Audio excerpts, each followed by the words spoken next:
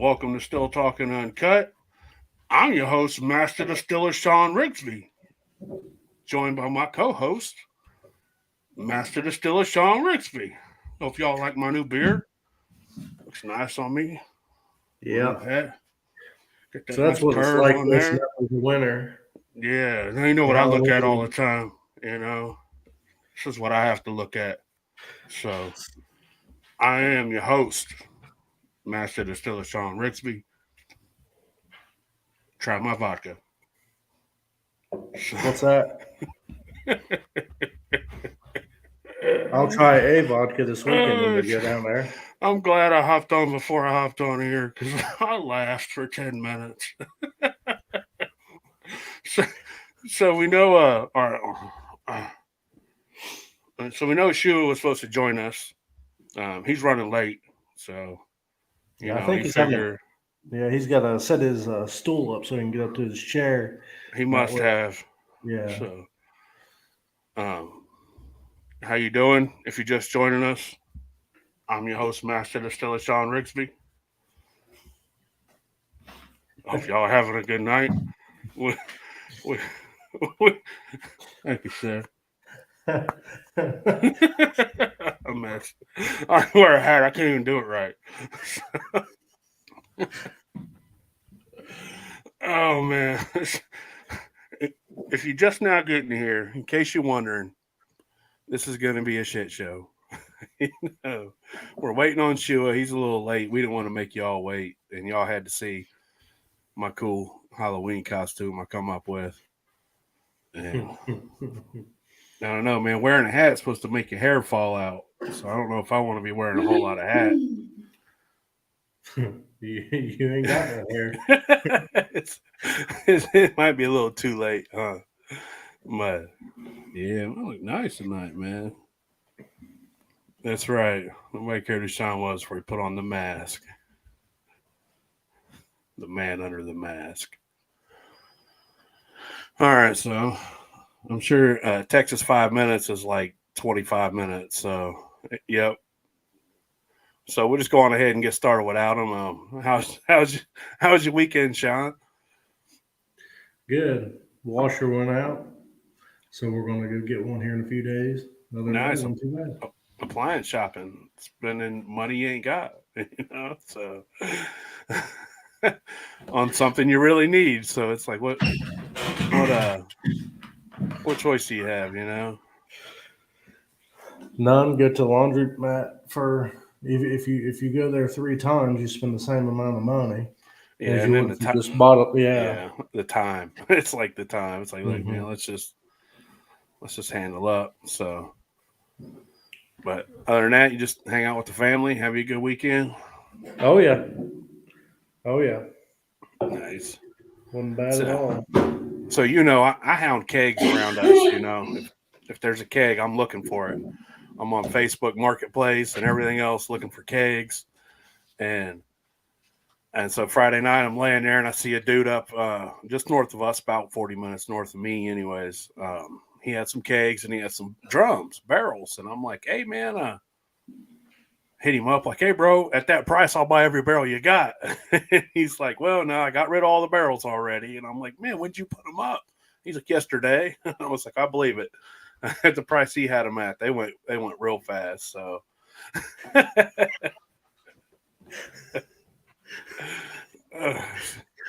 so they aren't, and so he was like, hey, I got 10 cakes, and so I'm like, all right, cool, man. What do you want for him? And he wanted, and we worked out a deal. And I'm like, cool, man, you're up by Versailles Winery. So I've been wanting to go there, been wanting to take the old lady there. So we head up there to go get them, and we're headed there. And on GPS, I realized we are going to Versailles Winery, And so we get up there, and come to find out, I start talking to this gentleman, and he's 75 years old, and he's one of the guys, at this winery. He's just cleaning out old shit, giving himself something to do, and he's one of the main guys. And he's like, hey, man, all these kegs, they ain't got spears in them. And I'm like, cool, I ain't got to take spears out. He was like, I was worried that was going to be an issue. You'd have to find No. spears. And I'm like, nah, bro, you did me a favor. I ain't got to go take the spears out of them. So all right, He made it. he did. He's got to check out my. Oh yeah, Eddie. All right, so I'm not quitting my story. And so we go up to this winery and I start talking to this guy and and he's like he tells me he's one of the main guys, and I'm standing back there and then he's like, "What are you gonna do with all these kegs?" And I'm like, "Man, I'm gonna turn them into distillation equipment." And then he's fascinated, and then we start talking and then I'm trying to hear what he has to say.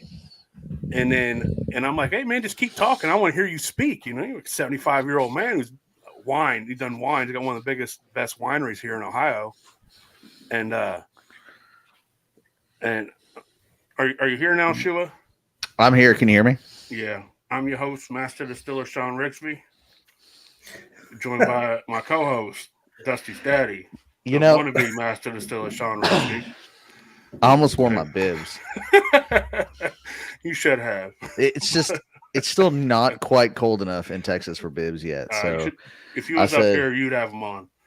Yeah, I'm still in shorts and a t-shirt right now. So outside, I was making a mash today with the garage door open, and it was, it was easy breezy. So that's cool. But so I went up to a winery here. I don't know if you've heard of it, Versailles Winery here in Ohio. Is it Versailles or is it Versailles? It's down here in Southern Ohio, it's for sales. Versailles. You're right. You damn right. And so I ended up picking up some kegs from the a guy up there, and he ended up being an owner. And what was a winery doing with kegs? They there you go, much better.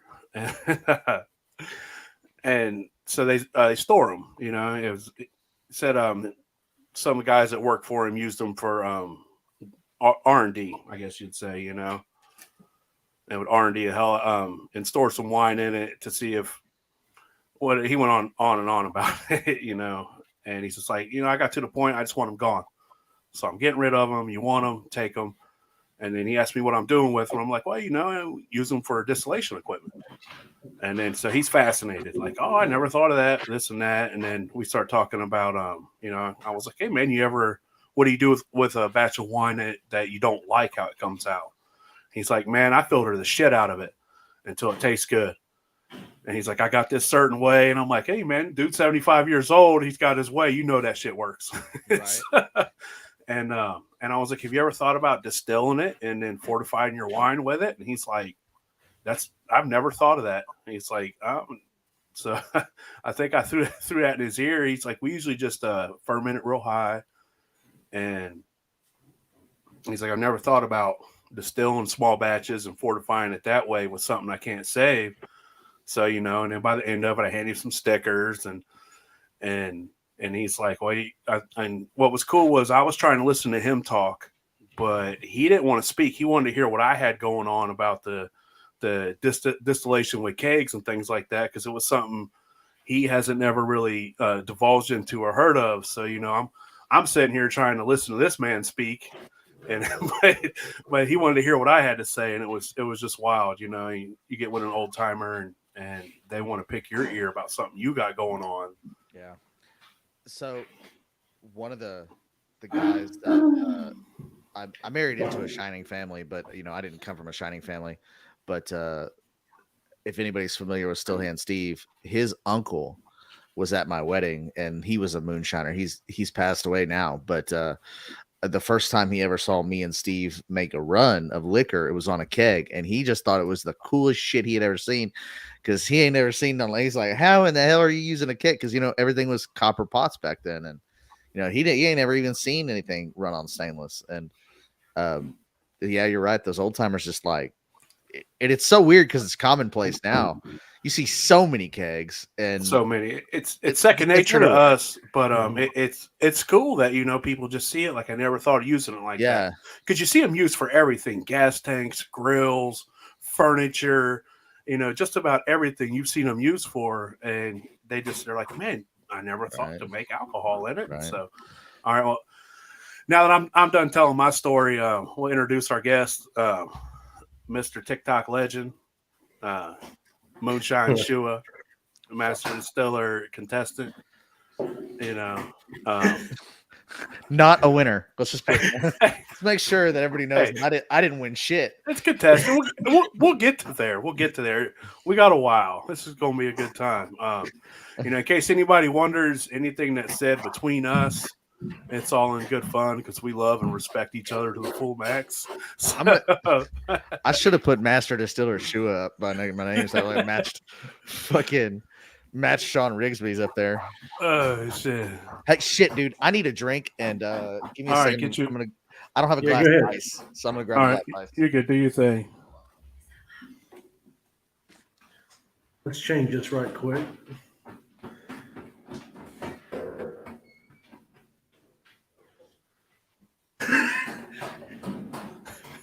I was getting ready to put master distiller loser Shua. no, man. We got to treat our guests a little better than that. So, it's only fair. It's only fair. So, I guess while he's going to get something for his glass, what's in your glass? We're using the untaxed. We're using the untaxed moniker here. What's in your glass? So, what's in your glass there, Sean? Well, since I don't have the apple, it's at your house. Man, there's 4 cases of apples in here, so 8 12 packs. Well, like half of 7.5 12 packs by now. That ought to work. Is that the whiskey? This is, yeah. Since he's on here, might as well drink it. Might as well, huh? Tell him how clean it is. I hate myself for ever making that joke.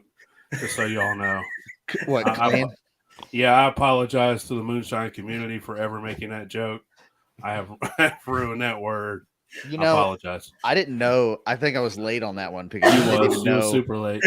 I didn't even know it because I kept saying, "Yeah, it's fucking nice and clean." And everybody's like laughing and shit. I'm like, "What the fuck are they laughing at?" Which made it better. It made it better. What the hell is going on? Man, my fucking head was up my ass. I had no clue what the hell was going on. That was right around Maggie Valley, so it's like your head was probably about exploded that time of year. So, dude, I was so fucking busy. I don't ever want to be that busy on a fucking. Yeah, man. A lot of people don't understand when you go and you set up at a festival and you're working the crowd. It is harder than any full-time job you ever thought about having. By the end of the weekend, your voice box is worn out, but man, it's a great time. So my wife was rubbing my fucking feet. I was in so much fucking pain after that shit. And that is not an exaggeration. It fucking literally sucked. No, you're standing in cold tubs of water and just trying to get some feeling back. You don't realize how fat fucking hey dudes. You don't realize how fat you are until you stand on your feet all weekend. No doubt. And then you're like, damn, man, I need to lose some weight. But then you see them Krispy Kremes over there. How you gonna say no to that? So we stole the untaxed moniker. What's in your glass? I'm drinking on the rest of my plum brandy. The first thing I got from Shua. And as soon as I fill it up, I got a.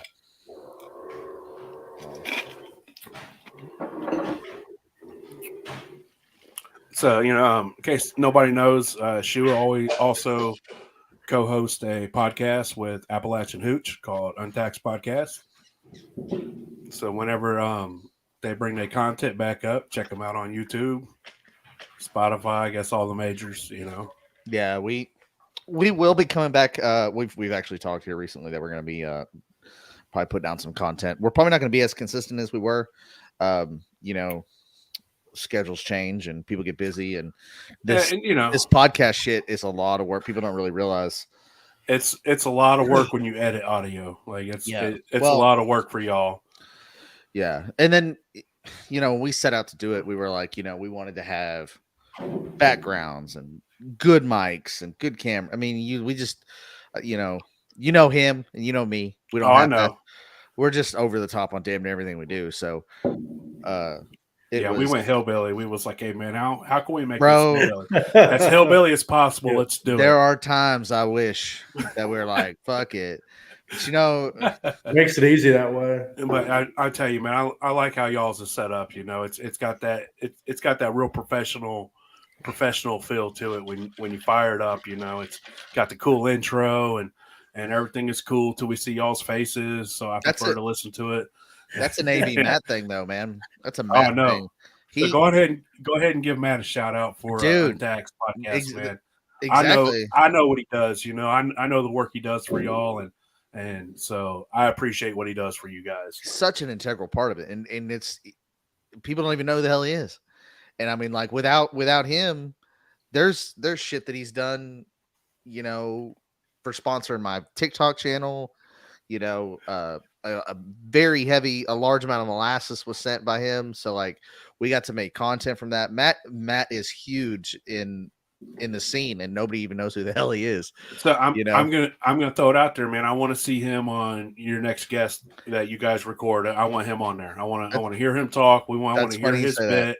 And so I've told you that before. You know, I'm throwing it out here now, Matt. Hope you're listening. Get your butt on Untaxed because we want to hear you speak. That's going to happen. Unless you prefer to come on the Better podcast, and we understand. You just hit us up. You know? Fucking, you mean the only one that's running right now? Fucking fight nerds. The only one. Hey man, I'll get on tonight, and I'll just put everything back out there, and there it is. You know, but there it is. You know what? It's Untaxed Uncut. y'all should throw out a couple uncut episodes. Like, we're rolling Untaxed Uncut. This is our homage to the Hillbilly podcast. I mean, we love it. Okay, so all you miss, like typically whenever we do a cut episode, right? It's like, oh shit, dude, I need to go get a drink. I sat down without my ice in my cup and my shit. You know what I'm saying? Like that's all you miss. We know. It's people are like, I think some people think that we edit out a lot of stupid shit when in reality there's not very often. I mean, it's like what we're doing here, you know. Just you're shooting shit. Exactly. Mainly, you're just shooting shit, and you know it's and people think you edit out like, oh well, they've talked about this and maybe they talked about that. It's like man, what we talked about is what we talked about. The only thing we'd edit out would be Sean's dog barking in the background, or I'm working on that right now. No, that's or something right now. So. That's Matt just doing his little fucking magic thing, and it's like, if you're looking for it, you'll hear it, but it's not nearly as loud. Or when we bring our cups up to our mics, and then you hear the clang, clang, clang, and unlike with us, we had people complaining because Sean was destroying people's ears. Yeah, that's good times. That's about all that's what he cuts out, and then he makes the intro and all that other shit. So it's badass, but. So, I mean, while you're here, man, tell us how you got started in Moonshine and how you got started and when you fell in love with it and you decided to, oh, dude. Be the Shua. Okay. So, it's 21, 22. I am 38 now. So around had you met your 16 years? Your girlfriend, soon to be wife now, or wife? I'm not sure.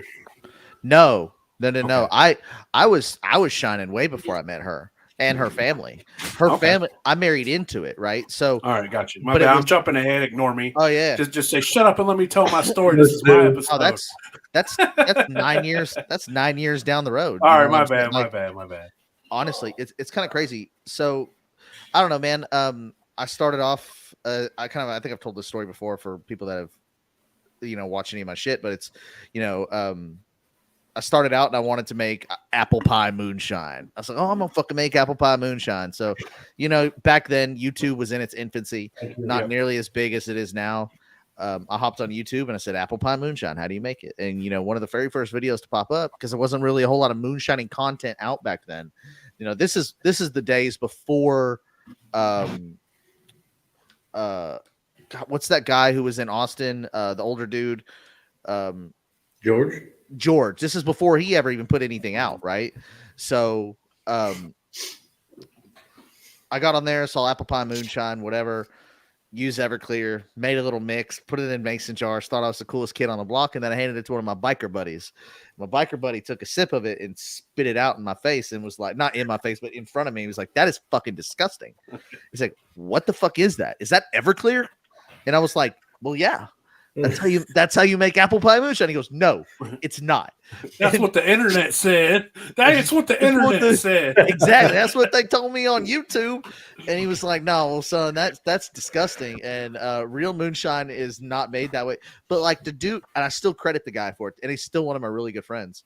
But like him being overly critical about what I made sent me down a journey and go, okay, well, I'm not gonna let that dude tell me fucking that I can't make moonshine. So that next thing I know, I go back to the internet and I say, what is moonshine? That I literally Googled what is fucking moonshine, and it told me, it's traditionally made with corn and and start reading moonshine history and this, that, and the other, and then it's how to make moonshine. Well, you need a fucking still, how to build a still, and I built my very first still, which is very indicative of like what a Beaver pot looks like nowadays, but Beavers weren't around back then. Yeah, so there was nothing around back then. I took a stock pot because I saw somebody use one on a fucking forum once, on the home distilling forum. And, back then it was forums. It wasn't Facebook groups. There weren't any Facebook groups for this shit at all.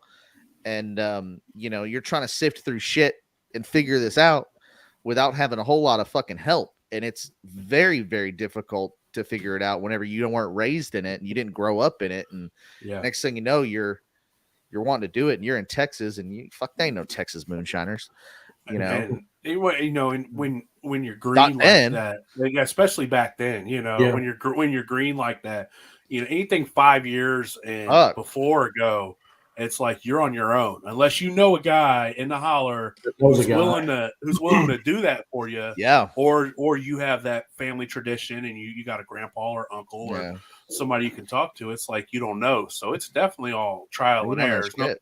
There's nobody to ask questions to. So it definitely raises challenges. Exactly. My very first still was like a stainless steel stock pot. I drilled a hole in the lid. I put a fitting on it.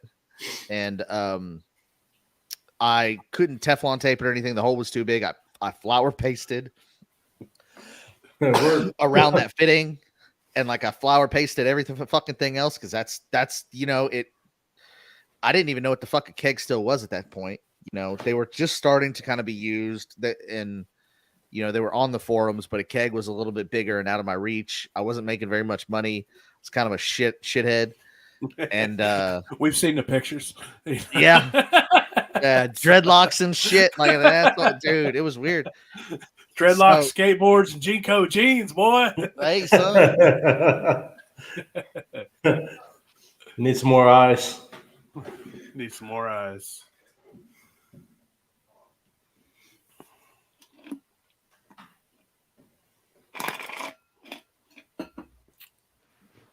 So how long did it take you before how long did you rock that homemade what's called stock pot still? 2 runs. 2 runs? 2 runs. And I said, fuck flour paste. And I went and moved it. I wouldn't build a keg. Okay. But I didn't build an electric keg. I built a keg that was, fire driven. Oh, one thing you asked is, hey, when did you fall in love with it? The very first fucking drip. Yeah, that's it, man. Like you're unsure. First drip. You're unsure until you get that first drip and that first drink out of the end. Dude, it's like in my blood, fucking instantly. There was never a drug that took me like that was that powerful that like I felt like I needed to do this shit forever. And I was so new to it, and I just was like, I instantly loved it. And I was like, I cannot fucking believe I'm making real hooch. And I'm telling you, man, it was cloudy because the fucking flour paste was in my fucking condenser, and this all fucked up and tasted like complete dog shit. It was a sugar shine. That's how your first run goes. Mm-hmm. It's gonna be dog shit, like dude. Like it, and everybody like we see it all the time where. Yeah, we see it all the time where new guys hop on and they're like, "Bro, it's cloudy. It's my first run, or it's my second run, and it's cloudy." And it's like, bro, strap on your pants, man, and you're in for a long ride. You're gonna have some of them. I don't care if you've been doing it for 25 years. Every now and then, it's gonna happen. How deep down this rabbit hole do you want to go? Yeah. Because I'm telling you what, man, it is the biggest, deepest rabbit hole I've ever even thought about. And I've done a lot of things. You know, I love motorcycles. I love hunting. I like guns. I was in gun industry. I was in the motorcycle industry. And I loved those two things. But there was always this one thing I did when I went home. And it was make fucking liquor. You know, and I did it on a keg still. 24-inch piece of stainless tri-clamp pipe, reducers down to copper that I sweat everything together, went down to a traditional condensing worm in a 5-gallon Home Depot bucket. And I ran that still in that configuration for the better part of 10 years. So my question is did you see somebody doing that with a keg, or did you? Yeah, the home distilling forums, there were some guys that were building kegs that were, you know, they were working with tri-clamps. They were doing electric, was still kind of new. Okay. PIDs were really about all you could find. And everything was hand built. Everything was homemade. Yeah. There wasn't any companies making boxes, you know. There wasn't any guys making boxes on the side, you know. There were, you know, in the past, you know, 5-6 years, there's been guys that have come and gone that have made PID boxes. And now, and at the time, I didn't know anything about SCRs or potentiometers or any of that stuff. And, you know, finally one day I was like, you know, I want to go electric because I want to be able to run inside more times throughout the year. And then I went electric. It definitely takes away a danger factor. Yeah. You know, no open flame, a lot less worry about a fireball. So you want to run inside. I could see that, you know. But you know, when you first start, you're like, hey man, find me a $20 turkey fryer and let's $20. No, man, I pull them out of the trash. Bulk trash pickup. I cruise around and I found one. Honestly, my first turkey fryer was pulled out of someone's trash that they were throwing away. Nice. And they don't throw shit like that away around here. Yeah. I was like, that's mine, and I'm fucking making liquor on it. Oh yeah, like the first turkey fryer I got, I still use it sometimes just to boil water with, just out of you know, it's got a place in my heart, and I got to break it out every now and then. Yeah. So I still have it, man, and I still have the very first, you know, and then the still got changed. It went to a Liebig condenser, and the worm went to Still Hand Steve's old still. So, but I still have that still in one of the original configurations that I ran it on. So, you know, and then I went electric 4 years ago. Over to the something dark like side. That. Yeah, maybe not quite that long. I don't know. I went electric maybe about 4 years ago, and then just prior to me really getting on TikTok heavy, and then shit, I've never looked back. Electricity's frowned upon around here. It shouldn't be. It's fucking awesome. For now. For now. Nothing like flames.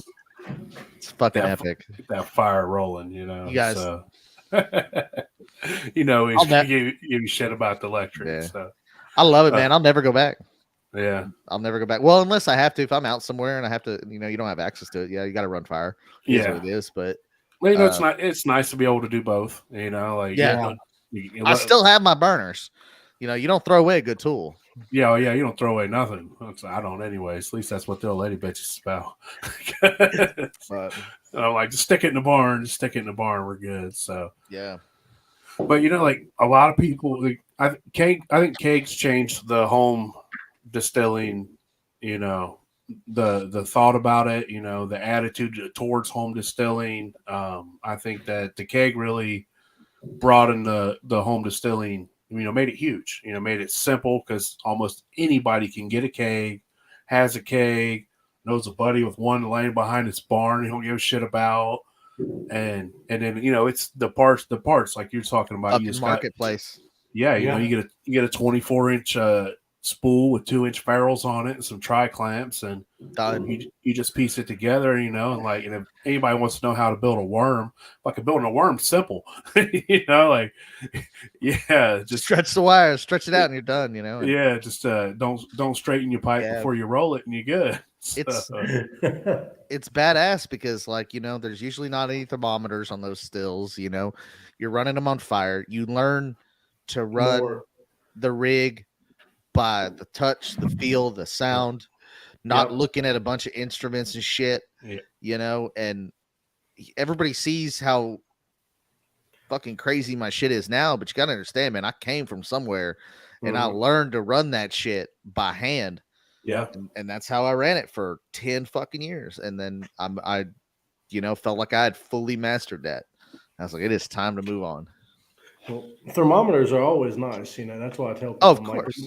they're nice to have, but get used to not running with it. You know, it's nice you're running, you're feeling around doing something. You look up, it's like, oh, okay, it's 120 degrees. You know, Yeah. then you ain't got to go over and touch it all the time if you don't want to, or if you're over fucking something else. You know, I I think a beginner should not use a thermometer because you're going to learn a lot more faster without a thermometer in the beginning than you will staring at that thermometer. Because that's one of the biggest questions I get all the time. Like, well, my thermometer says, and you know, I want to be like, hey man, fuck what your take that thermometer motherfucker says. up. Throw that shit in the trash. Yeah, Throw you that know, shit in the trash. I think beginners will learn a lot more out of not using a Yeah. thermometer when you first start out, and just, you know, do it by feel and touch it, and you know when it's getting hot, you know when it's warmed up, about to run. So you run that keg still for about 2 years. 10. So it was 10. Oh, my bad. About 10 years. So when did you decide to divulge into, you know, social media, you know, short format, TikTok? And so, you know, you was it while you were still running that keg still at the end, or? I actually had Facebook groups that I was running, and this is back whenever I think the biggest Facebook group at the time may have had 10,000 people in it. So right? You're talking the beginning of Facebook when it was awesome. Facebook groups. Yeah, the beginning Facebook of the group. Yeah. When the groups came out, because I've had Facebook since I was 18 as well. So the groups got big, and I remember early, man, every group you went into for anything was cool, man. It was awesome. Yeah, they were fantastic. There weren't trolls, there wasn't assholes, there wasn't this, you know. The downside was that you know, there weren't the file function wasn't there. None of that stuff was there that enhanced these groups the way they do now, where you can pin recipes and everything else in them. But I ran 2 groups, modern moonshine makers, and then I also ran built not bought moonshine stills. And if anybody was ever in any of those groups, Built not bought, I think I remember that one. That was my group. So okay, what happened was around the time of the election, we know everybody was getting super political. I was the only admin of those 2 groups. I didn't have mods, I didn't have other admins, and I didn't have backup accounts. But around the time of the election, Trump and everything else, everybody got involved in politics. I got involved in politics, and I would say my view of how things were on the internet. And Facebook took offense to some of the shit that I had to say and ended up booting me from their entire platform. You know, like we grew up in a generation of, this is America, this is a free country, free speech. Say what you want. We're gonna say what you want, mean what you say, and if somebody don't like it, well, that's your opinion to disagree with me. You know, we don't have to agree on it, and that's where it stopped. So I think that really. So I ran those 2 a while back, and you know we had healthy numbers. Built not bought was, I think, 10,000 prior to it getting lost, and then I don't know what modern moonshine was. Anyway, after I got kicked off of Facebook, I mean the groups were gone, right? Yeah. And then when the groups were gone, you know, I went back on Facebook and everything was cool, whatever. But like Facebook just wasn't the same, and then I went over eventually. when TikTok came out, I was kind of like social media free for a long time. Didn't really do anything on social media, just kind of kept reading and studying and doing my own thing and making my own liquor and living my own life. And then TikTok came around, and I thought the short format thing, I thought all social media was stupid. First of all, I was like, that's dumb as fuck. I ain't getting on it. Me too. Stupid as hell. I don't have nothing to do with anything that's online. Screw all of it. And then next thing I know, my wife keeps showing me cool stuff on TikTok and holding her phone over and showing me. And I was like, I'll download this app. And then I start scrolling, and you get there because of the, the thoughts and the booty shaking and everything else. And then next thing you know, I'm scrolling through and I see old Prohibition 1920 has a video of him making something. And we're talking, dude, he's only been on the app, I don't think even 60 days that he was on the app at this point.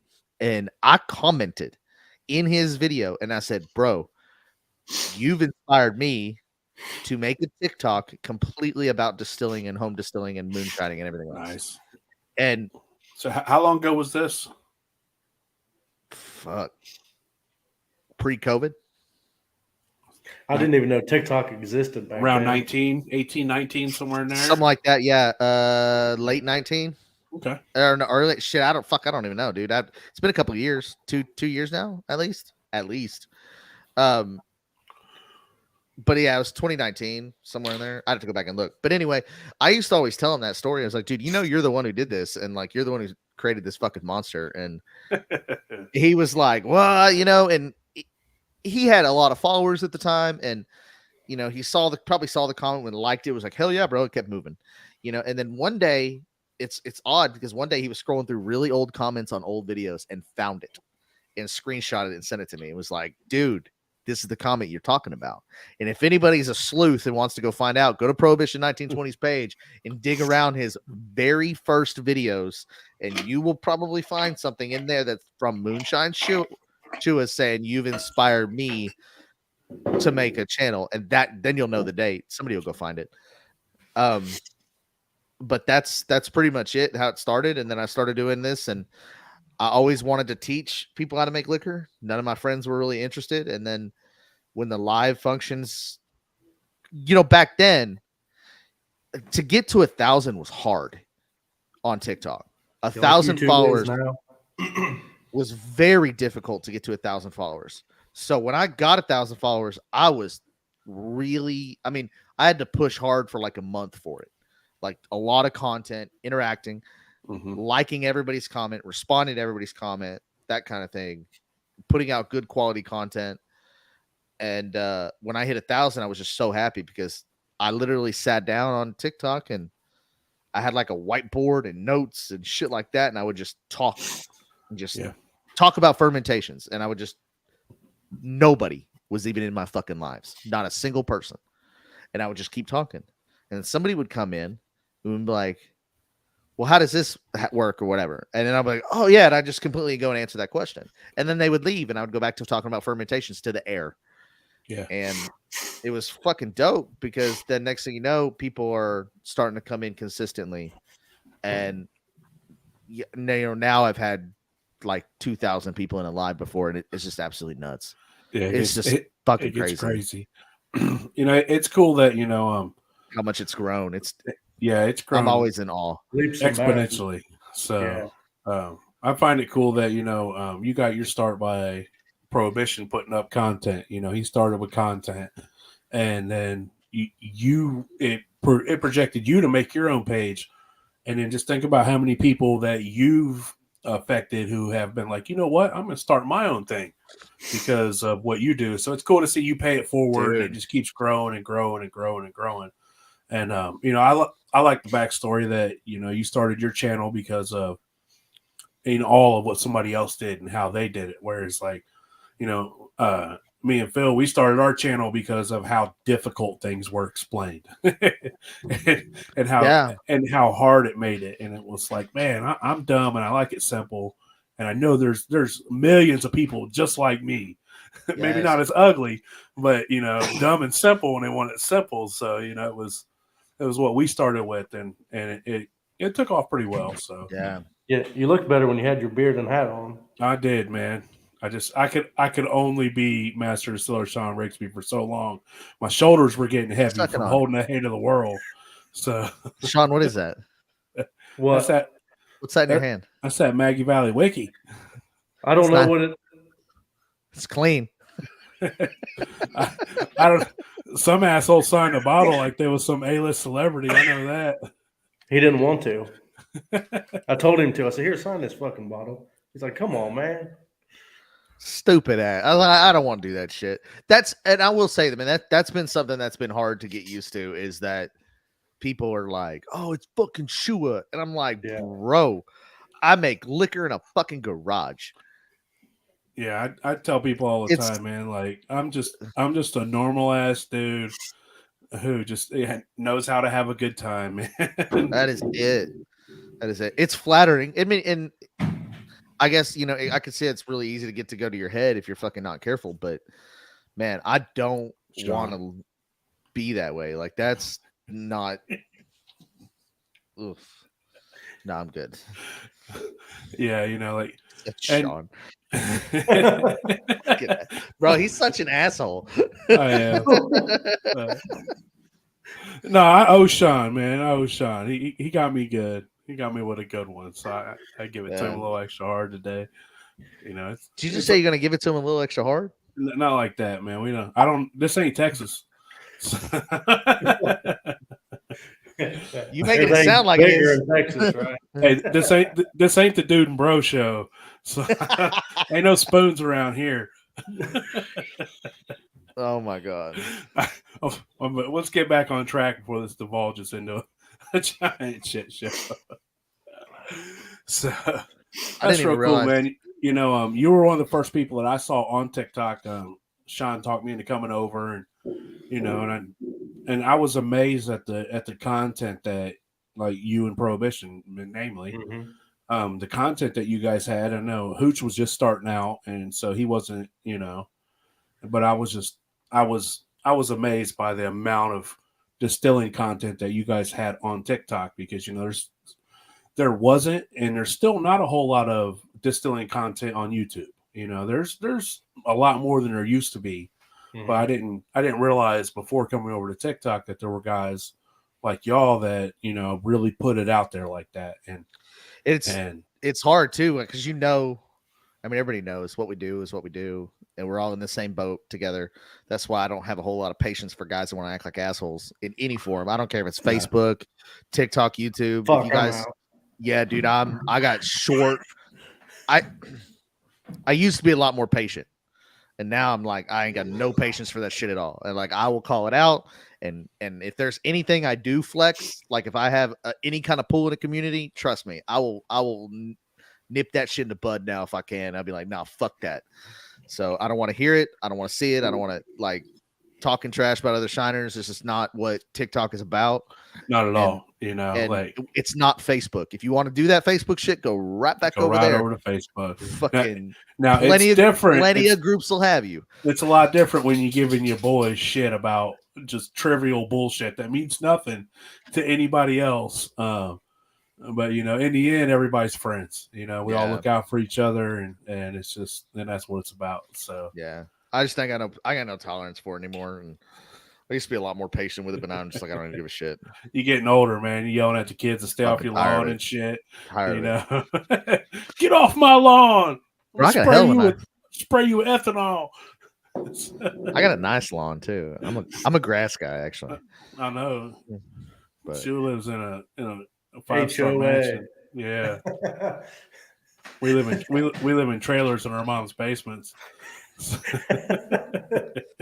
Dude, what I would give to live in the country, and we're actually making those steps now. We're trying to get out there, and you and me too, man. I like Sean's get setup. Completely out of. I want to get completely out of the city. So, but that's coming. It's on its way.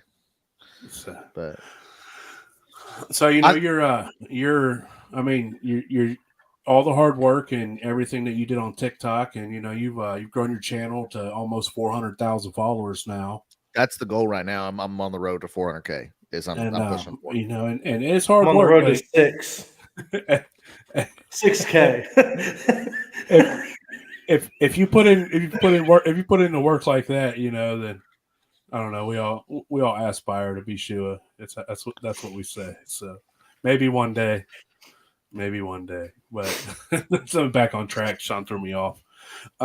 So you all your hard work paid off, and you got an invite to be a contestant on Master Distiller. Yep, I think that was more networking than it was TikTok stuff. I think. Well, that. I mean, don't get me wrong. TikTok helped. Whenever you look at somebody who has, it's a backing. It shows people you're respected. Yeah, you don't got to be respected by everybody, but you're respected. And it definitely makes a difference. So that means a lot, man. Because dude, it's so hard.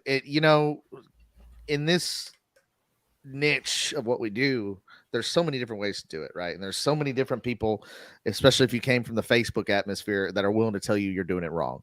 There's so many people that are going to fucking sit there and tell you you don't know what the fuck you're doing. Yeah. And to get respect in this is very difficult. And it's even more difficult when you're on this side of the Mississippi. I'll be completely honest with you. It's brutal when you're from Texas and try to go start you a channel and fucking I make moonshine and tell people you're from Texas. Dude, you tell people you're from Ohio, man, and they're just like we're the forgotten stepchild of Appalachia, dude. And even though when you look around and you pull a name out of a hat, 9 times out of 10 it's going to be an Ohio guy. So, dude, there's so many Ohio shiners. Like I'll be damned if I wasn't at Maggie Valley every time I turn around. One of y'all motherfuckers were there. I threw out an open invite to my party, had 11 shiners show up, and 9 of them was from Ohio. That's dope. And it was just like, man, and then if you look, it's just like there's a cluster of, 8 of us are within 30 to 40 minutes of each other. And, now I understand where you're at. It don't matter, everything's far away in Texas. Yeah. Like, but what's cool though is real fucking cool to me is that I now know a ton of Texas shiners through that app. I mean, I've always wanted to have friends that moonshined, and this is not something people out here do a whole lot. You can throw a rock and hit a fucking. If you're in Ohio, you can throw a rock and hit somebody who makes shine. You're in West Virginia, you can throw a rock and hit somebody who makes fucking shine. Texas, goddamn, we got a lot of land in between us. Yeah, you do. And there's a lot of us now that are like getting tight knit. And there's going to be a Texas meetup. I'm gonna shake one out and do it. But dude, it is so fucking cool to see other Texans get together because we do have a rich heritage doing it. It's not like our history is not there. It's just not talked about. Yeah. I mean, if it don't matter where you're at from America, man, there's history in alcohol, and that's just what it is. Alcohol is the backbone of this country. Without alcohol, we wouldn't be where we are, and that's just the way it is. It don't matter if you're from Idaho, Washington, California, Florida. You could be from North Dakota. It don't matter, man. There's somebody's making shine, and there is some sort of heritage and history that goes along with all of it, and some more than others. Like I really enjoyed your episode. What was it? The Glen Rose Moonshine Raids, bro. Yeah, I really enjoyed that episode. 30 minutes south of me. That's it's one of my top episodes. It's not my favorite episode. Favorite episode of y'all's is the one I was in. So, yeah, I wouldn't know nothing about that. I know a guy you can talk to. All you gotta do is drive to West Virginia, Sean. I had to drive to West Virginia to be on the show. So see, I was committed. See, I was looking and I can't find an episode nowhere. They're coming back. They'll be back. Yeah, for sure. So when you went on Master Distiller, what did you make? I made rum. I mean, I'm a rum guy. The episode was about medicinal liquor, and I was a little bummed because, the way TV works is you can't keep everything. The way movies work is you can't keep every scene. So they cut out a bunch of stuff, especially since I was first off, they're not going to keep a lot of my backstory. They're going to keep a lot more of the other people that made it through or whatever. Yeah. But I made rum, and I had this whole spiel that I talked about on camera about how like rum was used in the days when they would travel by ship, and it was used to help purify water, but they also used it as a tonic, and so it was used medicinally back then, and to keep people healthy because they had to make grog, because grog was and had enough alcohol in it that would kill all the bacteria that you could drink the water. And I talked a little bit about how the sailors would save back their grog rations or their rum rations, and then they would drink it all at one time in the week and get all fucked up. And so Sounds like my buddy. I talked about all that, and then at the end of it, I was actually making a really traditional Appalachian kind of like cough syrup. So it had horehound candy in it, peppercorns, honey, and it's actually built off of that recipe that Popcorn Sutton did. And it's the really famous one where he talks about, you get a little bit of horehound candy, some honey, and I think he says sourwood honey's best if you can get it. And I went out and got sourwood honey. I literally took Popcorn Sutton's recipe, and it was going to be all macerated at the very end and all put in there. And I was going to shake the jar and hand it to him.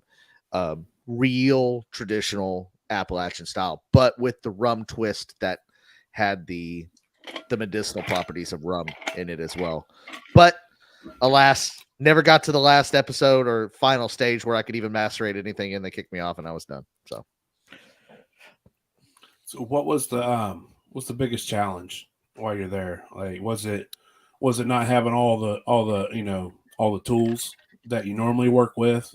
Was that the biggest challenge, or was it just like, what was the biggest challenge for you? So the biggest challenge for me, brother, was the fact that I got called on a Friday and they told me to be out there on a Monday. And you drove from Texas, right? 15 hours on a Sunday to get out there and film at 6 a.m. on a Monday. So I didn't have quite the heads up that some of the other guys did. And yeah, I had 2 weeks. And if you watch my episode, I was actually just saying this on a live earlier. Somebody's like, he looks nervous. I wasn't nervous. I was tired, and I had a stack of Red Bulls behind that box that I just kept chugging to keep my ass awake because I only slept 3 hours after driving across the country to go make liquor on this show. And it would get. Now listen, I ain't bitching. This is not me crying about it. I was on fucking national TV. Once in a lifetime opportunity. Oh, Shua, you were on TV. No, it ain't even like that. I'm just saying it was a challenge, and I made my rum. I did my thing, and it's not what they were looking for. Totally okay. I'm fine with it. But yeah, staying awake while you're trying to shoot sucks. Yeah. Whenever you ain't got no sleep and you just drove 15 hours. Sean, you want to tell us about being hungover as shit trying to shoot again, or have we heard enough about that? I mean, you probably heard enough about it, but it fucking sucks. Well, and that's hard too, because you're hanging out with all those other distillers, and dude, we all know distillers can fucking drink. We ain't shy about it. Yeah, we're sitting in a lobby of a hotel, and everybody's getting fucking trashed. Oh yeah, it was like 11 o'clock the night before, and Scott comes over. He goes, "Hey man, we make our first run tomorrow, right?" And I'm like, "Fuck." Give me another. he was good and ready to. Yeah, I'm already here, ready to go, and I'm like, I'm already here. Let's get it. Wall, my tongue hanging out. Was you doing the wave? When Sean gets real drunk, he does the wave. I was walking down the hallway going like this. You didn't have your dad Rick to steer you to your hotel room that night, did you? Oh, fuck him. Like at the Winter Jam, and we like Shua was talking about, man. You get a lot of distillers together, man, and that alcohol starts flowing. When we was at the Winter Jam, man, we was Shua and them was already hung over on Saturday when we got there because they had it flowing Friday night. But everybody else that had come and wasn't hung over on Saturday, it flows, man, and it flows easy. So something about that whole me being on Master Distiller that not a lot of people know is that the very first person I told before I even told my wife was Hooch. And I remember I called him and I was like, I said something to the tune or like, what are you doing on such and such date? like, what are you doing on Monday? And he's like, I don't know. Why? I was like, because I'm gonna be on fucking Master Distiller. And he was like, no fucking way. I was like, bro, do you want to come down?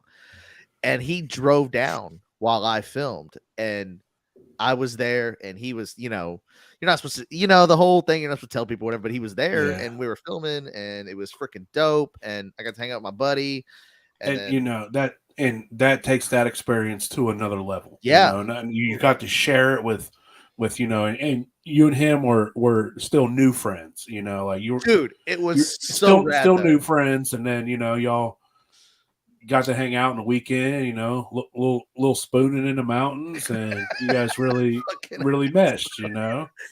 So, Bro, this podcast sucks. We would definitely edit that out. Ain't no editing here. What's that? I can't even spell that word. Oh my god. So in case anybody's wondering, man, a Hooch and Shua, there's this running joke, this spoon in the woods, big spoon, little spoon, because shit talkers is all it is. Shua seems like a big guy, but he's not so much of a big guy. I wanted camera. I wanted to hold him like a baby the first time I met him, but my back wouldn't let me because he was a little too big. But it's all love here. So, bro, my grandmother's Japanese. You can only be so big when you're Japanese. I get what that. I'm saying? Like, he's top heavy. Me too, man. Me too. I'm very top heavy. I run into shit, fall over. Like, ice is my worst enemy. I'm just gut heavy. I have no counterbalance. It's my head. My head's so big, it definitely makes me top heavy. Yeah. I'm like a toddler. You ever see a toddler with a big head? He can't stay upright. That's me. So, but all right. So while I got you on here, man, tell us the molasses story. Tell it. I love hearing the molasses story. Fuck? I've heard it 10 times. We want to hear the molasses story, man. Dude, really? Yeah, absolutely. Oh, Jesus Christ! I spilled molasses every damn where. Every fucking way. I spilled it on set. Yeah, well, besides what we saw you spill on set, if you ain't spilled a drop, you ain't made a drop. They cut most of it out too, bro. There was so much on set. I felt bad, man, dude. Some. God damn, and some people are drunk and they do it because they're just drunk. No, I'm just an idiot, and I just fucking klutzy and like just drop fucking molasses. Like that's gonna be a bear to clean up. That's me. Wait, hey, that's gonna be a bitch. Those molasses stains will be on that floor until they cancel the show. Whoever gets that building after they're done, they're gonna be like, "Man, I cannot get this damn stain." Go roll on here. I'll take a picture of it. Shine Girl. You gonna take a picture of it? You can roll on into Shine Girl. It shit's back there in the back. Send us a picture of it this weekend, Sean. We want to see it. So it's gonna be right next to Hooch's burnt floor. All right, now we all saw you spill it all over the set. Put them next to each other, huh? Now, tell us about your 5-gallon bucket you spilled. So I had a 5-gallon bucket of molasses in the bed of the truck, and I was driving Stillhand Steve's farm truck. Now, Stillhand Steve's farm truck is EGR deleted, tuned, and hauls a lot of ass. It's like, them diesel trucks that haul ass that people fucking love to build. It's one of them things. Nice. And so I turned down Winfield Dunn Parkway out of the hotel, and I don't remember where we were going or where we were coming from or whatever, but I had to get it because traffic was coming. And I put my foot into the floor of that truck, and that truck took off, and it was like, what? I mean, it'll suck you in the seats. Apparently that 5-gallon bucket of molasses came loose, slid to the back tailgate of the truck, and fucking exploded on the tailgate, dude. Went boom. I looked in the rear view mirror and was like, just everywhere, dude. I had a 250 quart Pelican back there too that it just covered. It looked like the Exxon Valdez oil spill in the back of this truck. Shit was everywhere. It's all over the fucking ground in Winfield Dunn Parkway. You're driving down the road. People are getting it on their cars and shit, slinging it up behind them in traffic. I was like, we got to get the fuck out of here. So I ended up taking it to a fucking car wash that was right next to where we were staying. And I'm pressure washing this shit out in shorts and flip flops because shit is going everywhere. And it's kicking molasses up in the air. And then this car wash, these partitions between these bays don't go all the way to the ceiling. There's like a fucking gap, right? And this gap is at least 4 foot wide. That shit is getting, this overspray is going up over this gap and into the bay next to me. And I hear this guy cussing, and he's mad as fuck. And I'm like, what the hell is he mad about? And I stick my head around there. I was like, oh shit. And he's got a white Mercedes, and the shit is covered in this fucking black tar looking shit. I'm blowing fucking molasses over the partition and onto his car, and he's mad as fuck. And I'm like, I gotta get the fuck out of here, dude. I finish off spraying off what I can. I hightail it out, dude. But everywhere I drove, there was a fucking trail of molasses from the back of that truck. You knew exactly where I'd been. It was fucking terrible. That's awesome. Oh, God damn it. It's a good time, man. You know, lifelong experience, man. It's something you'll talk about forever. Yeah, because people keep asking about it. That's the best part of it, though, man. It's a lifelong experience. You know, it's something that we'll never do again. I don't know. You never know. They may call you back. Put my costume They don't want me on. back. I'm not gonna hold my breath.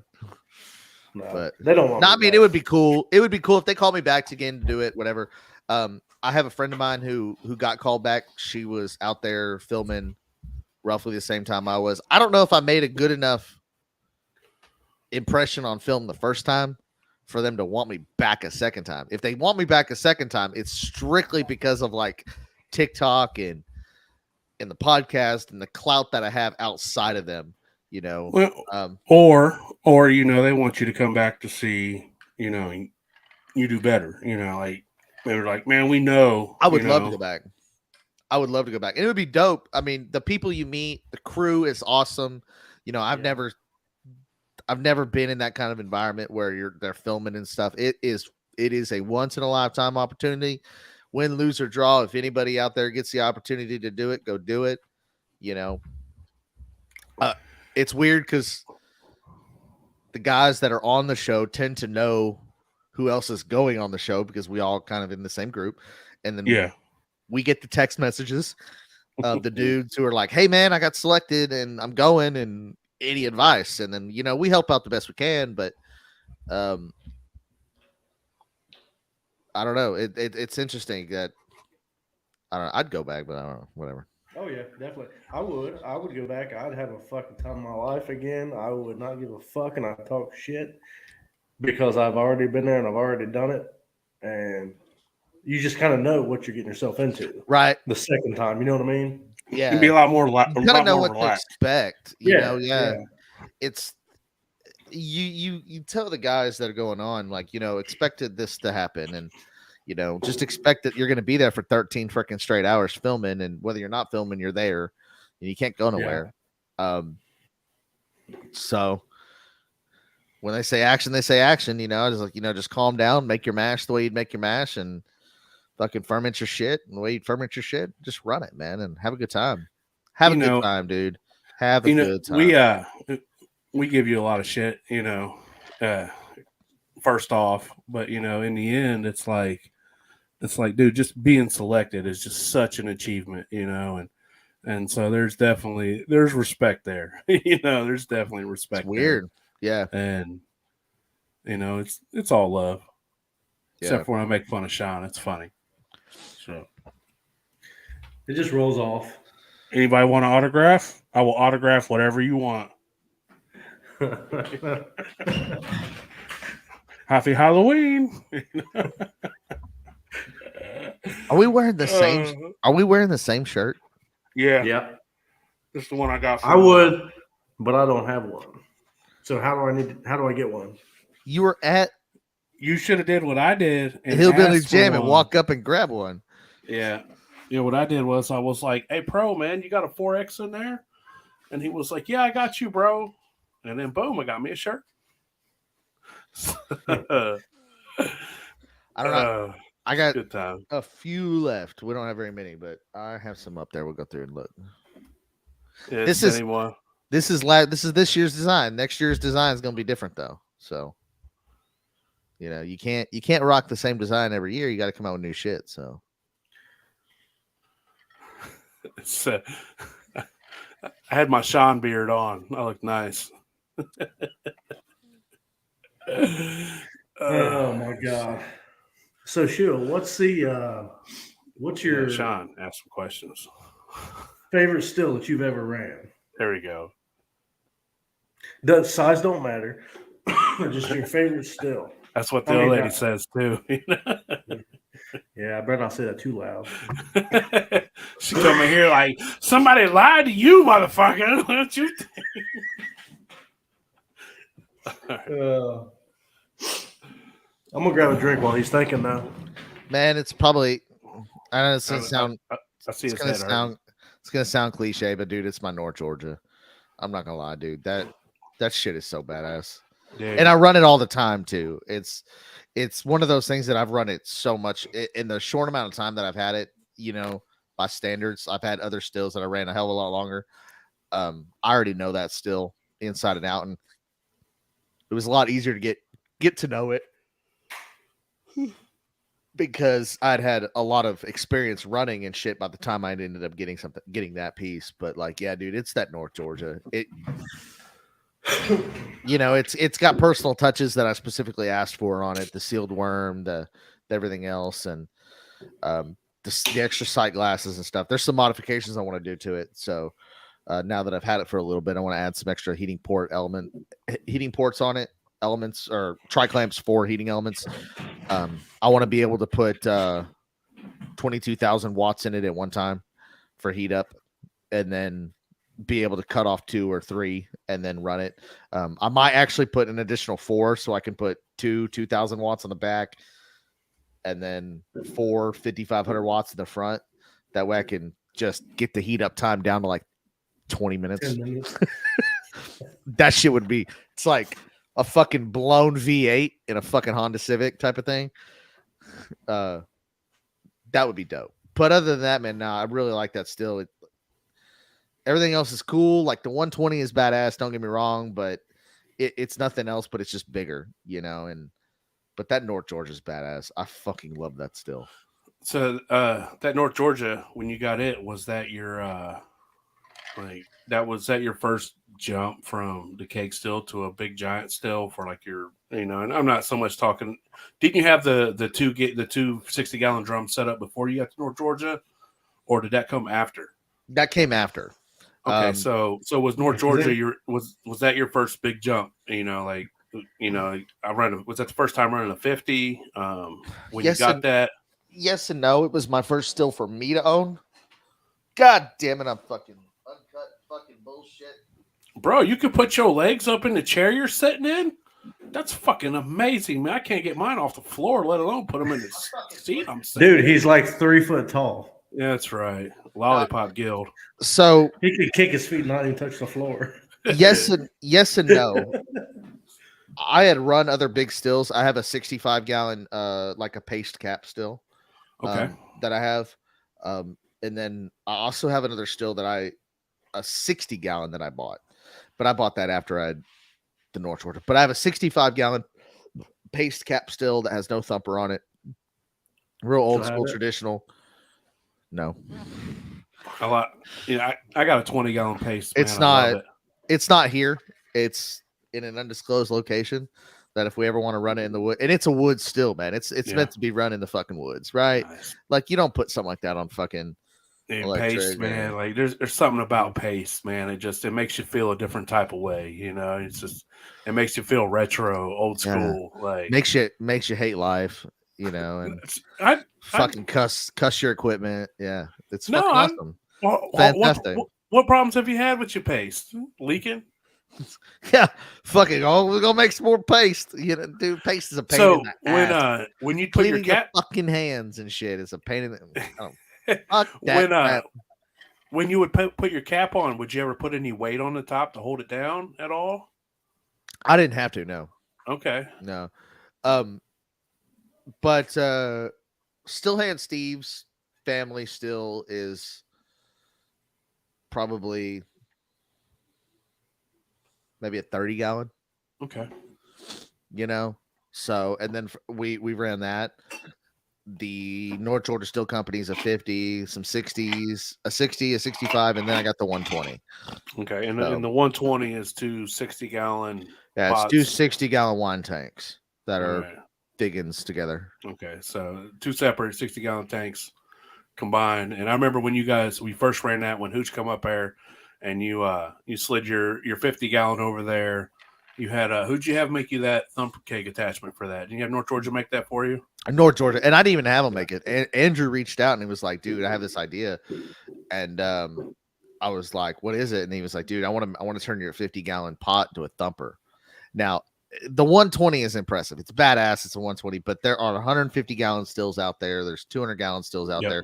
The 120 is not overly impressive when you start looking about what else is around.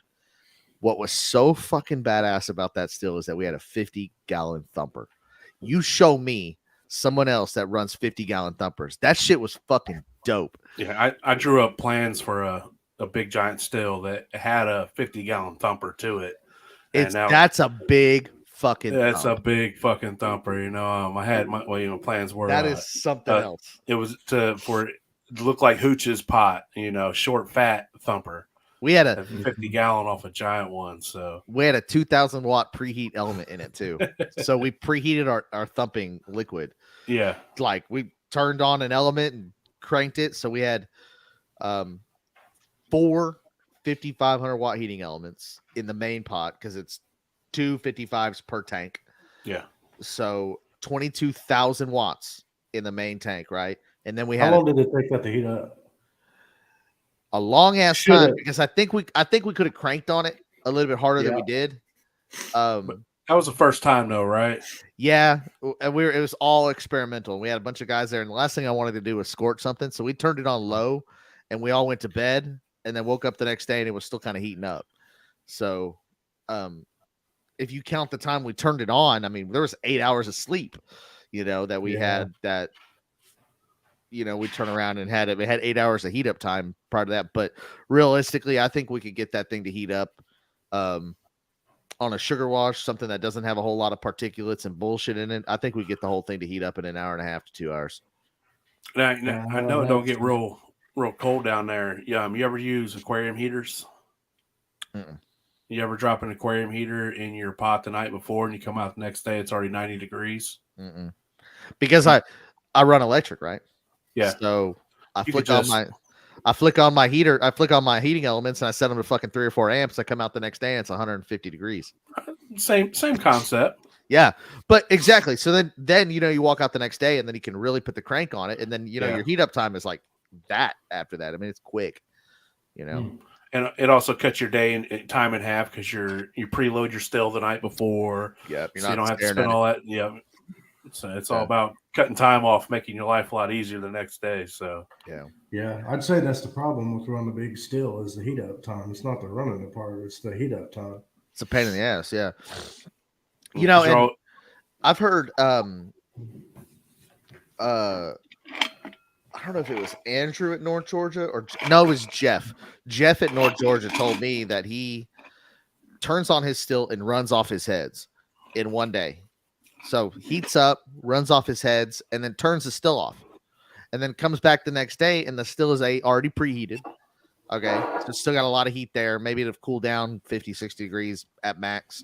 But then he turns around and kicks the heat back on and then runs out the rest of his run the next day. I've done that. You get through the heads run, and you're like, oh, well, then the next day is fucking a cakewalk because all you're getting is hearts. And then if you decide to stay there for some tails.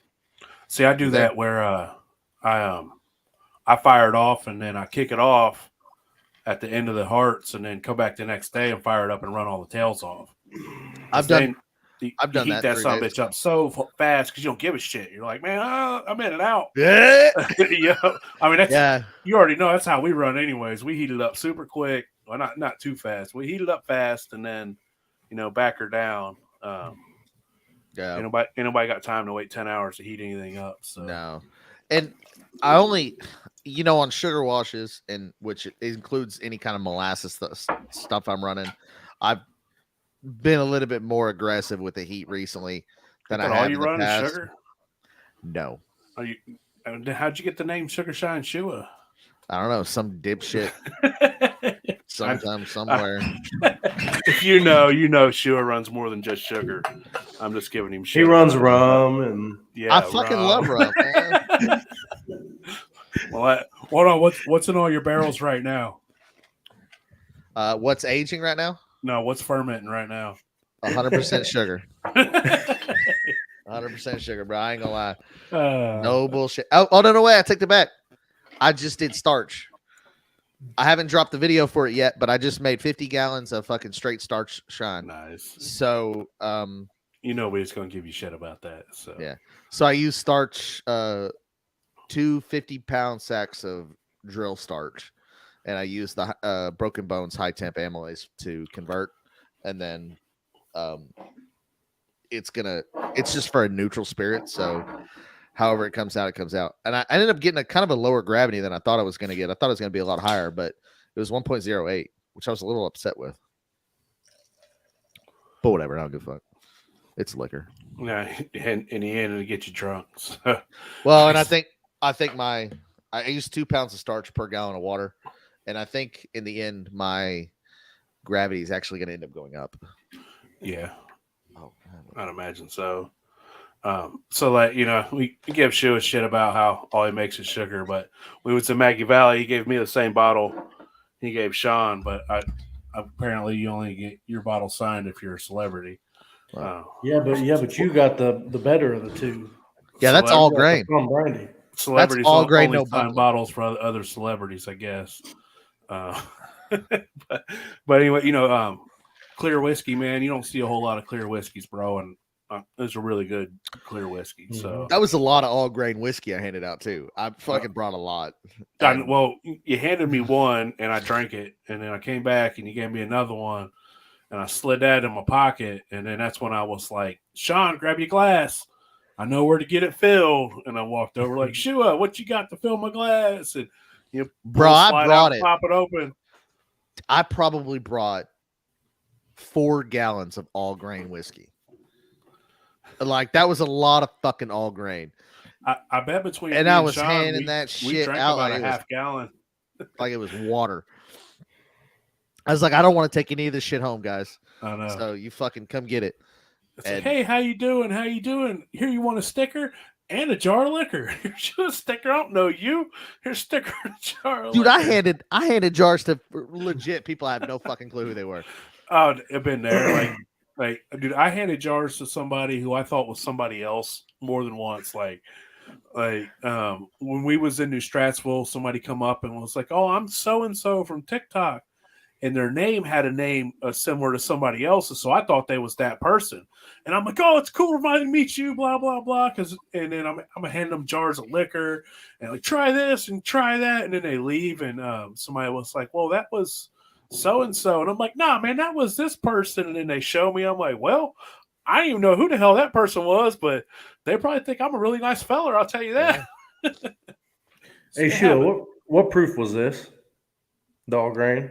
I think 80 or 80. 90. 80 or 90. It's good. It wasn't overly high because I had to make a bunch to hand it out, right? Yeah. I wasn't gonna hand out like fucking 140 proof shit to everybody or whatever. But and be honest with you, man, most people don't like that shit anyway. But No. The only difference between that stuff and what I normally run is that was distilled at a higher proof. So again, the whole clean joke or whatever the fuck, but it really is a lot cleaner. It's Dude, a lot more yeah. mellow. It's not as forward facing as like my bourbon is. My bourbon is a fucking you honestly could chew on my fucking bourbon. It is so forward with the malted barley.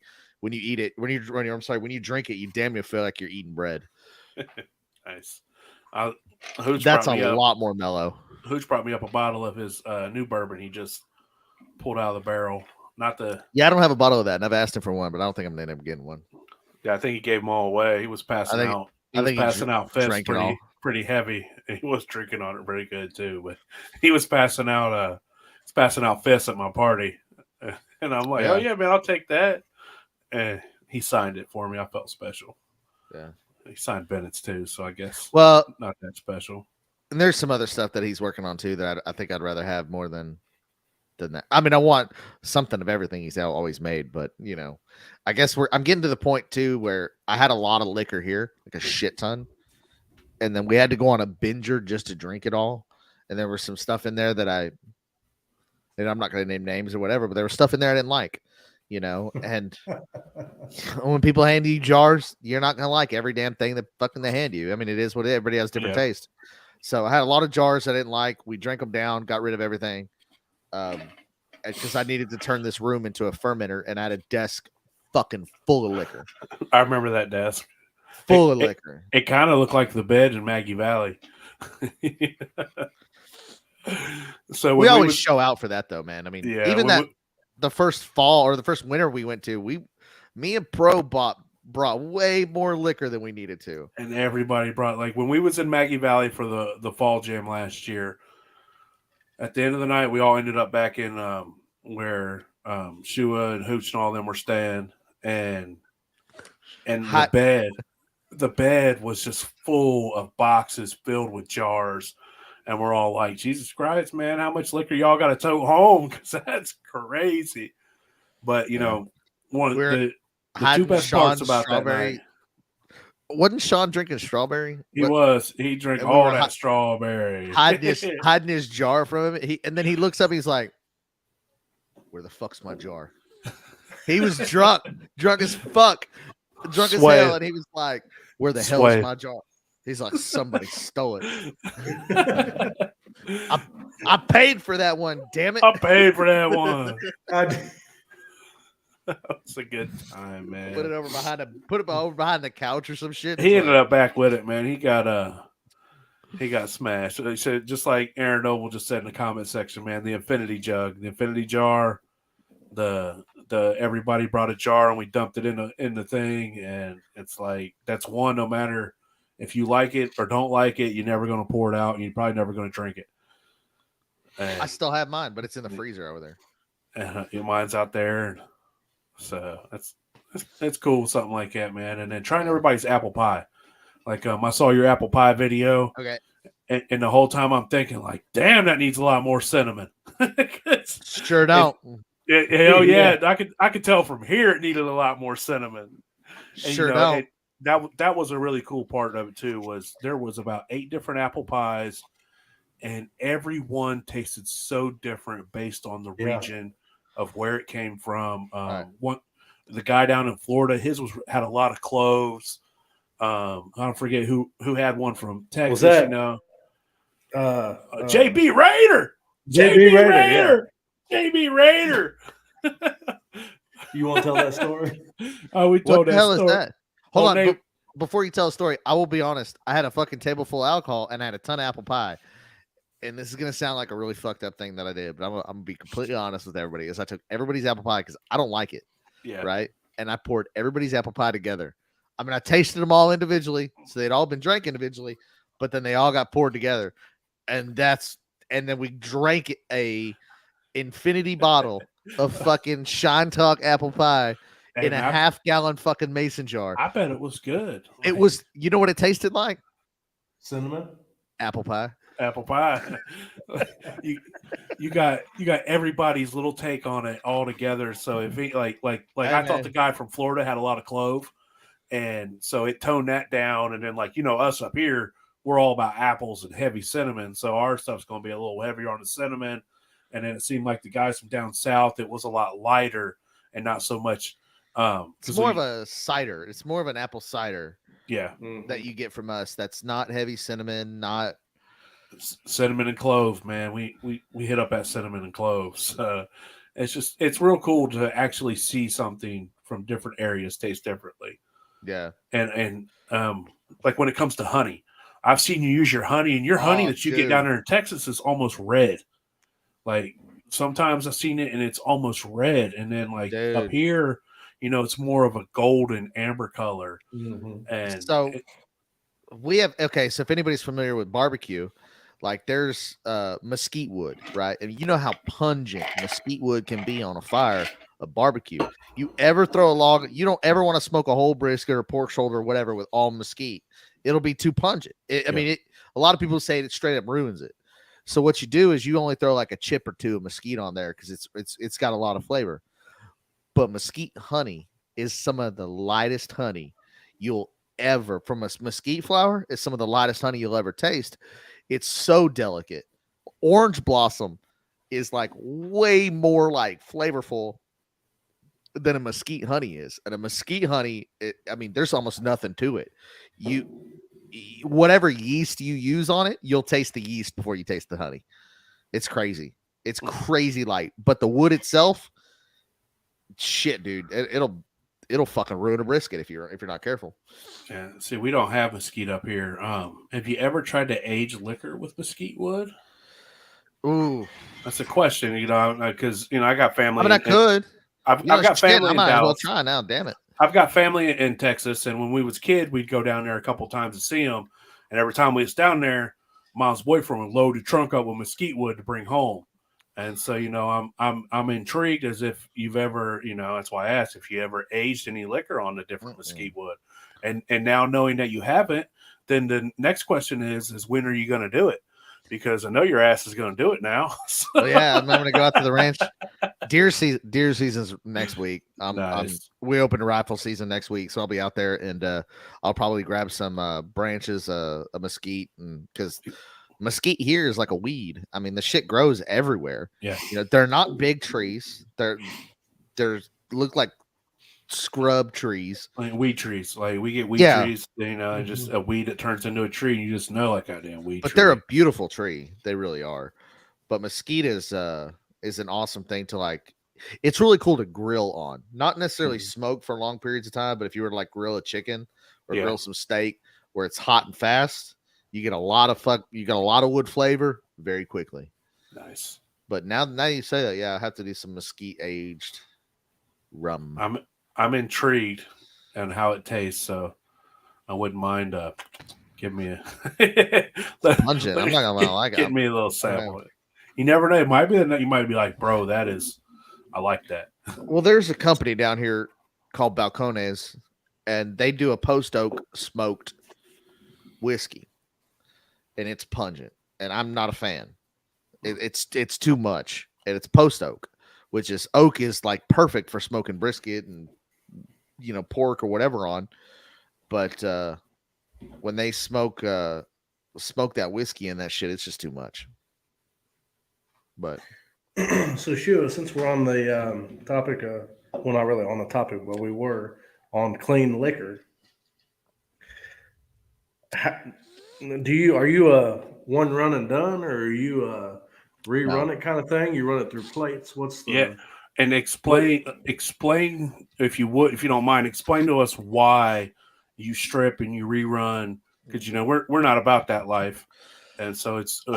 So I've been waiting for you to come on it because we haven't had I don't think we've had very many people that do strips. So I have an interesting take on it too, because I do it in a way that I've never seen anybody else do it, and I love it. I fucking love it.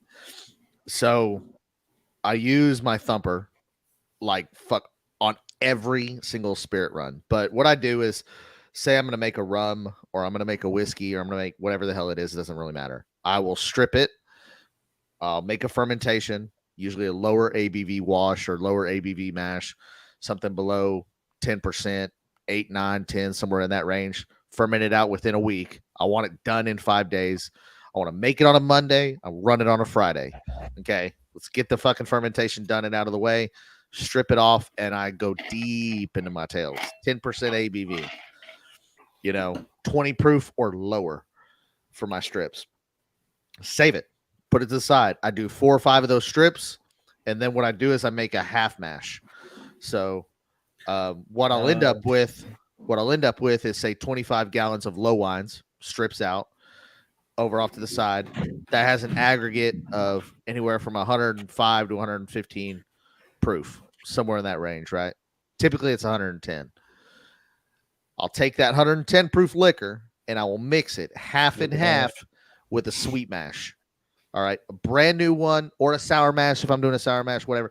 I use the term sweet mash because it's a new mash that has not been stripped yet.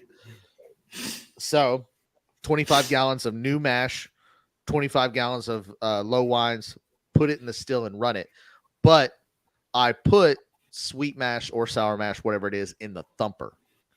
Now, what I'm doing is over 50% of my liquor is double run now because it's been double distilled. Because on the spirit run, you got 4 runs that are getting double distilled, but you have half a run that is got a lot of that really like flavorful, fresh mash flavor in it. Not only do you have it in the pot, but you have it in the thumper. I don't use a thumper to manage heat. Nobody uses a thumper to manage heat nowadays anyway, because we all have great heat management. Like we can all use a regulator on a gas LP, propane is so accurate, or whether you're using electricity, the electricity is so accurate nowadays that we don't really need a thumper to regulate heat. We use it to infuse flavors, right? So I'll put fresh mash in my thumper and I'll distill through it. So I'm picking up the very last thing we're doing is we're picking up that flavor and pulling it out. Or I'll also stick my grains in there. So the grain bed of the half mash I did, I'll put in the thumper without any liquid. Okay. Fill that thumper. Fill that thumper fermented or pre-fermented grain? Post. Okay. Typically post, right? Because pre-fermented grain can be like real like barnyard hay. Mm-hmm. I was really gonna say earthy. Super fucking earthy. And now if that's what you're going for, fucking do it, man. Put pre-fermented grain in there, or whether it's like a sweet corn or something like that. But I'd much prefer a post-fermented grain that was in the mash. So you're not wasting nothing. I mean, you're getting you're getting the bang for your buck.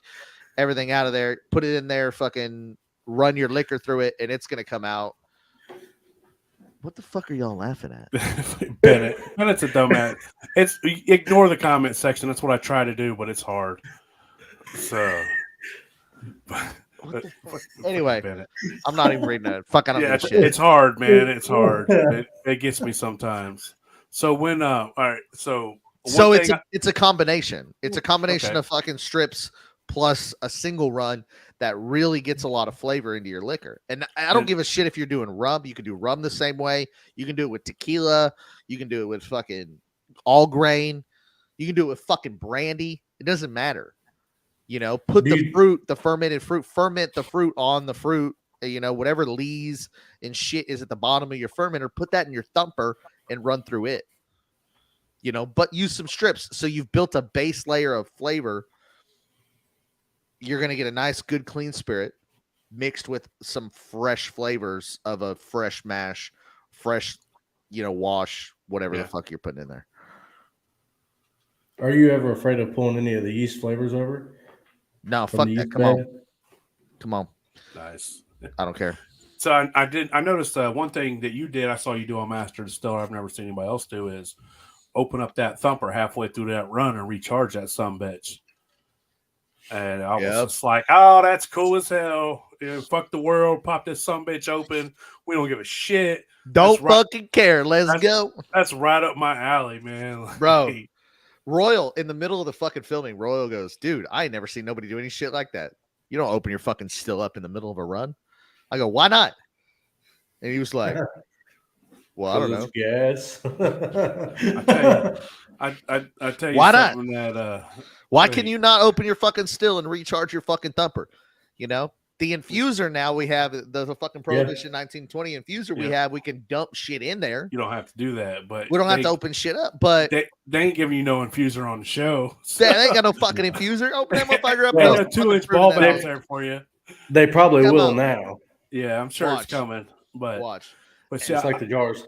I told Bennett, I was like, hey man, halfway through your run, when you're running your jar rig, pull your last jar off and refill it and put it back on there, man. You'll be all right. Yeah, hell yeah. It's still hot. You can't do that. Why? Hell yeah, you can, man.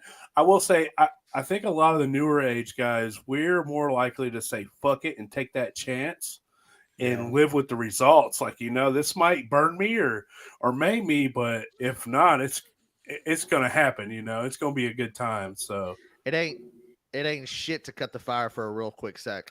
That's exactly right.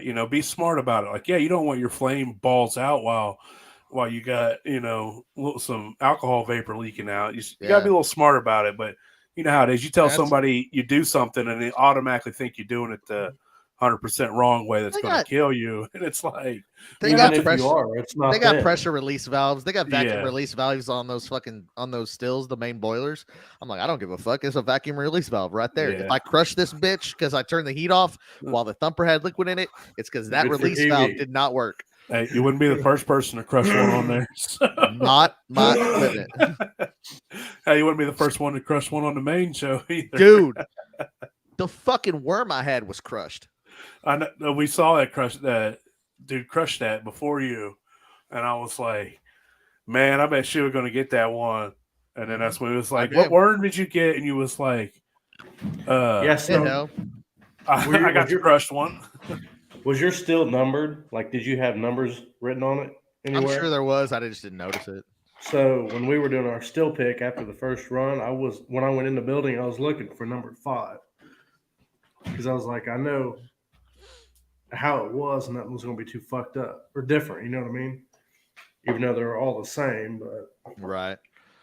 That Stillhouse thing is funny because if you go back and watch the show, there's a cut where there's a camera angle that it's looking down, and then there's a bowl of gaskets.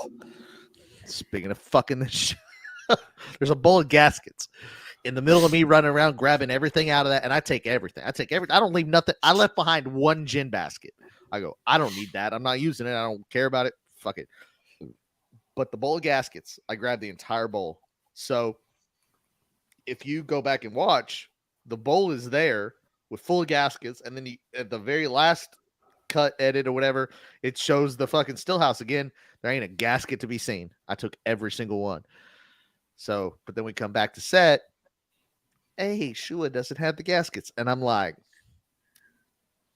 I had like 8 6-inch gaskets. Trust me, I know what I had. TV.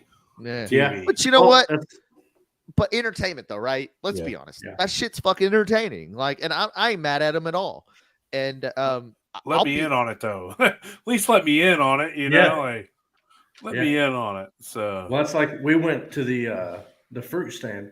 They showed nothing of that on the show. right. Where we were in there picking fruit. You and can only shit. keep so much, you know, and Yeah. it's like whenever I was talking about how, you know, I was talking about the benefits of rub and how medicinally it was used in the sailor days and shit, and they cut all that out. But it's not a big deal, you know. I mean, it's TV and Royal One. You need to focus on the winner and post edit, and you're not going to focus on the guy who lost. You know, it's totally understandable. But well, y'all are like one and done runs. Do what? Y'all are all one and done runs. You don't. hell yeah, bro. We'll run that shit through a thumper, and it's good We to don't go. Yeah. We don't rerun shit. Well, Too lazy. he for it, don't. man. He don't rerun shit. I don't run anything. Yeah, I quit running, so, but I learned how to run from Sean. You should try it. Yeah, I've thought about it, and then I was like, But see, we have to have a this really is all big good liquor. still. Let's go. You should try it. We would have to have a really big still for it to be beneficial to us, though, in my opinion. I would say, I would argue that the smaller the still, the more beneficial it is, because what are you going to take off a fucking small still? 1 pint, Yeah. you know? And on a spirit run, you could get a fucking gallon and a half. Depends on who you are. You know, we all run it a little differently. Like what you call a gallon and a half, I'm over here like, yeah, man, that's probably about 3 gallons. I'm gonna get about 3 gallons out of that. But you know, I tell you, man, that's one of the best parts. We can sit here and give each other shit on how we run, but neither one of us are wrong. Or neither one of Ain't us a are wrong doing way to it do it. wrong. You know, nobody's giving out, you know, my way is the only way. It's not. Yeah. It's not my way. It's better than yours. It's like, well, why do you do it like that? And you know, are you Understand. happy? And then at the end of the day, it comes down to, are you happy with your end product? And if you're happy with your end product, then however you do it suits you, and that's the best way for you to do it. But And anybody that's got a problem with how you do it, well, you know, that's their opinion. problem. And if there's a problem, it's your fucking problem. you not damn mine. right, it ain't my problem, Yeah. because it takes me too much effort Yeah. to give a shit about what somebody else thinks. For real. For real. Well, and that's what I say. There's a million ways to make a jar. Yep. You know, Mm-hmm. a million ways to die in the West. There's a million ways to do everything, but there's a million ways to make a jar, and ain't not a single fucking one of them wrong. And there's a lot of pretentiousness that fucking surrounds this hobby that I'm just kind of fucking over it and I'm done with it. And if someone comes at you and says, "Oh, all you make is sugar shine, all you make is rum, you ain't a real shiner," I'll be quick now to tell someone to fuck right off because It's like, hey man, they don't. I'm getting not the way it is. quality high proof liquor out of the end. Yeah, I'm a shiner. Mm-hmm. You know, multi-generational I'm rums a are a distiller. pain in the ass. Yeah. You know, make a 7-generation rum. You cannot yeah. start one fermentation until after you're done with the other one, and then Mhm. age that shit in a barrel for a year. And It's tell like- me So that, while huh? I was gonna say, while we're talking about rum, tell us a little bit about the your dunder pits and shit like that. Yeah, you got those 3 or Oh. 4 dunder pits going on right now. 3. Yeah, there's 3 of them. Here, So hold What are they called? on. In case it's about to get Mr. Wizard up in here, so pay attention and all right. So we all put know your hat back on, man. You we're showing off. I don't appreciate you showing off. Put your hat back on. Shut up. Put your beard on. I got you. Where's it at? You can I grow a had to beard. cut half of it off to let. There you go. Put your beard back on. All I right. got you. Dunder pit bullshit experiment, whatever. It kind of actually spawned from a hater. Somebody What is that? There are people that are like that. more or less said that he doesn't know what the fuck he's talking about. As usually that's what happens. Somebody once said he doesn't make fucking anything but sugar shine and rums. He's not a real shiner. So I was like, all right, well, let's make some all grain. I said that earlier. So what was his name? No, we're not going there. Oh, come on. But secondly, and then I had the guy tell pretty much was like, never mind, we're not gonna. Anyway, long story short, I had a hater and was talking shit, and I was like, you know what, we'll fucking make some dunder pits and shit, and like, let's go, dude. And if we're gonna go into dunder pit shit, like if we're gonna go into a dunder pit experiment, we're gonna go heavy. So what I looked at is that the dunder pits in the rum industry and moonshining community, they're not controlled like at all, right? You put them outside, whatever you grab wild is you grab, which is there's a lot to be said for that, right? So you grab the surrounding yeast in the air, the bacteria in the air, they will create whatever acids they want, and you get a taste of what's in that location, which is super fucking badass. That like if you can grow your own yeast from the location you're in, you're getting a flavor from where that was made in the air and in just the surroundings, which is cool as fuck. Now, everybody wants to talk about them like, hey, I'm doing something really cool and different and awesome, but nobody really knows what's going on inside those dunder pits. So what I did was I said, I'm going to isolate 3 bacteria that are super well known. Okay. There's actually a 4th that's not so well known that I'm going to do. I just haven't gotten around to it yet, but there's 3 bacteria: Lactobacillus, Brettanomyces, and Clostridium. Those 3 are what everybody in the rum industry or beer industry or sour mash making like whiskey tend to think as I'm trying to get my shit to tend to think as like the 3 bacteria that are the most sought after. Everybody loves a good lactobacillus. It's buttery, it's creamy, it's the same shit they use in yogurt. Brettanomyces is used very heavily in beer brewing. Like if you're going to make a sour beer, that's what you're going to get is Brettanomyces. Clostridium is the one thing that everybody's after in rum making that will say it turns from fucking really nasty to really fruity and pineapple-y. So what I did was I said, okay, well, I'm going to buy those 3 bacteria. I'm going to let those 3 bacteria breed in a pit that's been sanitized for those with the same wash. It's all been sanitized. And we're going to inoculate those 3 into a dunder pit. So they will create the specific acids needed to esterify in the pot with the ethanol. So I could have very easily gone out and bought the acid or bought even the ester. You can buy esters. I could have bought you know, the ester that's made by Clostridium or the ester that's made by lactobacillus, and all that other shit. But I said, fuck it, I want to make it myself. So I went the extra mile, bought the fucking actual bacteria, and inoculated each one of those dunder pits, so I know what's in each one. It's something I've never seen anybody do. I reached out to some professional distillers that I know and said, hey man, this is kind of what I have an idea of doing. Do you see anything weird that I might not be noticing or whatever? And I got some good feedback. I had a buddy of mine who works up in the Northeast who says, there's no such thing as a single organism ferment. Like, no matter how much you try, Josh, no matter how much you try, you're going to have other shit in there. But the positive is that the majority of what you're going to taste is what you inoculated with, because it's going to be the one bacteria, the one thing in there that's going to reign supreme, because you put more in there than anything else around, right? Whatever you gather from the air is not going to be as strong as what you inoculated with. So just understand that there may be other acids in there, but the foremost acid you make is going to be what you put in there. So while you're talking about esters, why don't you tell us about how you went down the perfume rabbit hole? So yeah, if you really want to learn about esters, because all an ester is an acid, right? That if you look at the chain of what an acid is made of, it's like got an oxygen on it, and it's got we swap them out. Some hydrogen molecules and whatever, blah blah blah. But on one side, an ester is if you replace one of the oxygens with an ethanol molecule. So, or an alcohol molecule. It doesn't have to be ethanol. It could be isopropyl alcohol. It could be methanol. It could be ethanol. It just has to be an alcohol.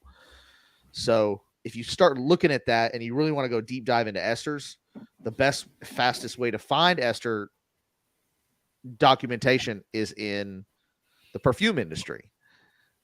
They make these esters because they smell like certain things, like a musk or a pineapple ester or whatever. They all have these names, but those esters are primarily used in the perfume industry. So whenever I had to go do research on what an ester was and how they're created, it led me into the perfume industry. And I was like, why the fuck am I over here? Well, it's because they smell like a certain thing, right? So they put them in cologne. A musk is an ester.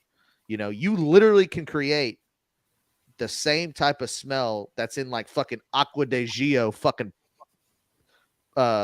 cologne in your fucking liquor if you have the right acids.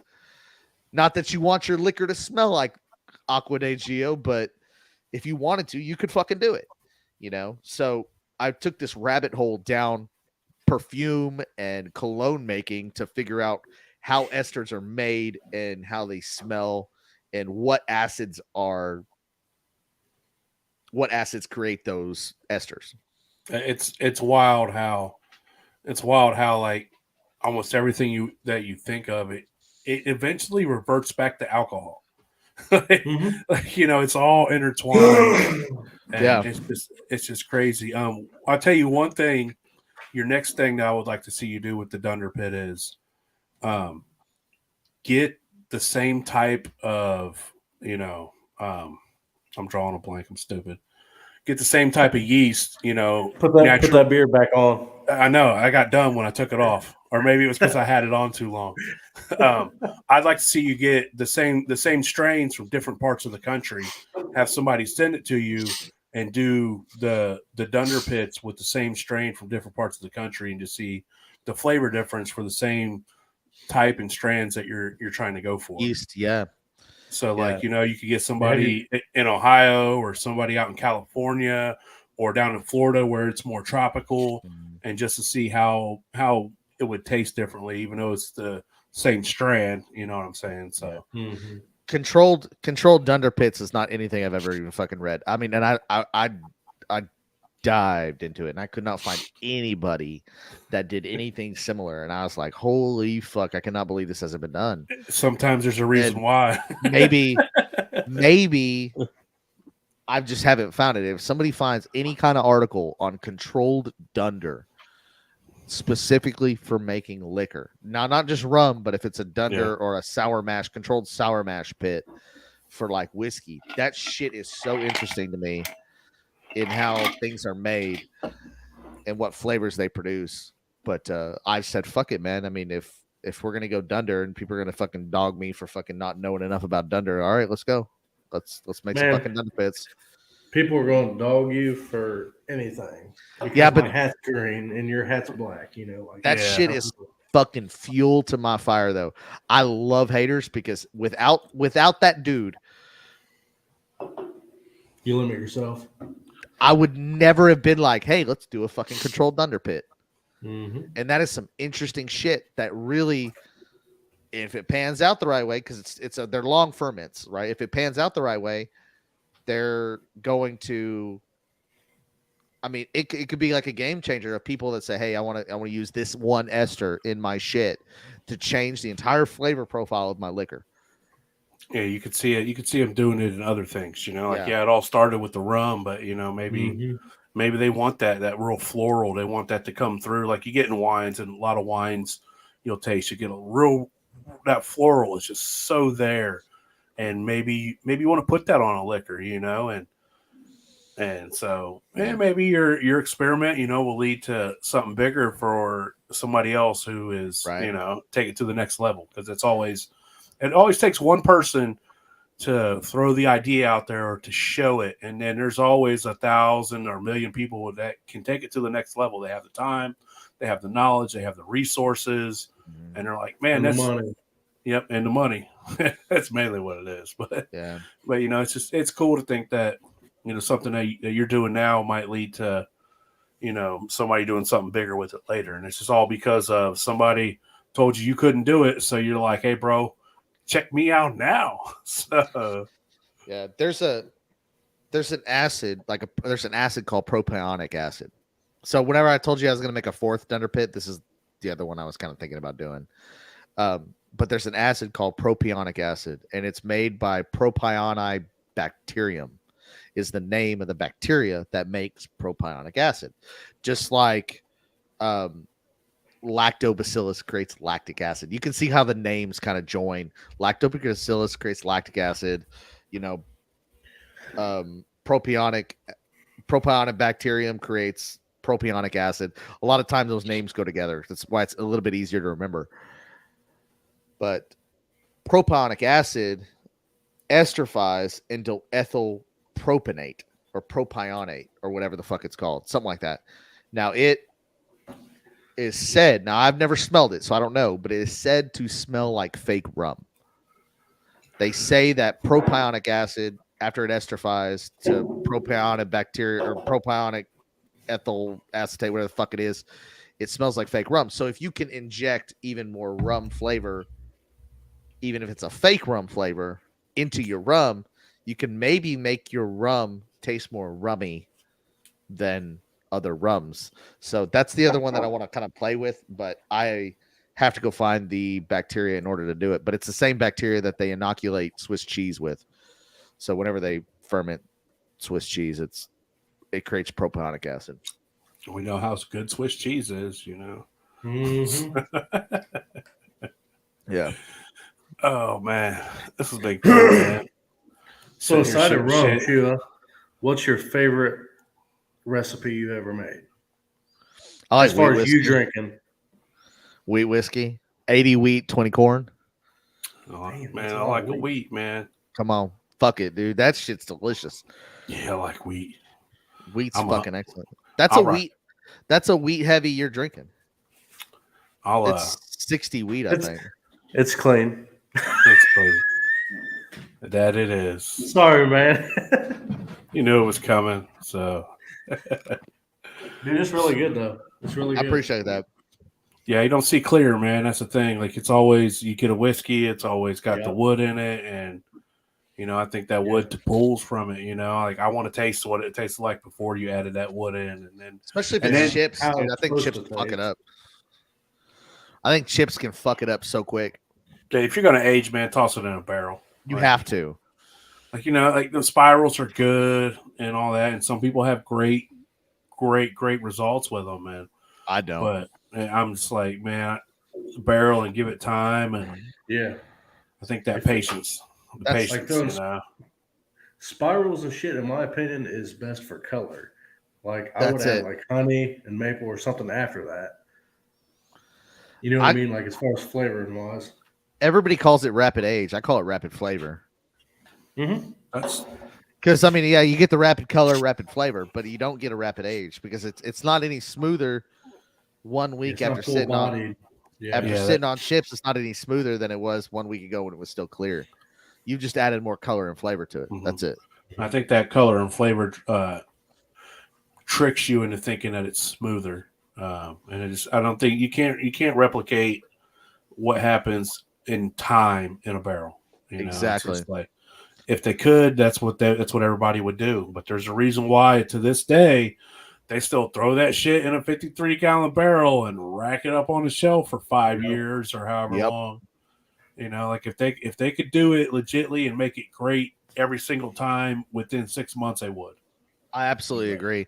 And that's actually a go-to argument that I use a lot of times. It's like, well, if it was that much better, then fucking real big distilleries would use it because people will tell you like, oh yeah, 2 months or 2 days on chips is like 6 months in a barrel. I go, if that's really the case, then why don't fucking big distilleries just run chips on their shit and then fucking not do that? It's because it's not true. Yeah. It's not the same.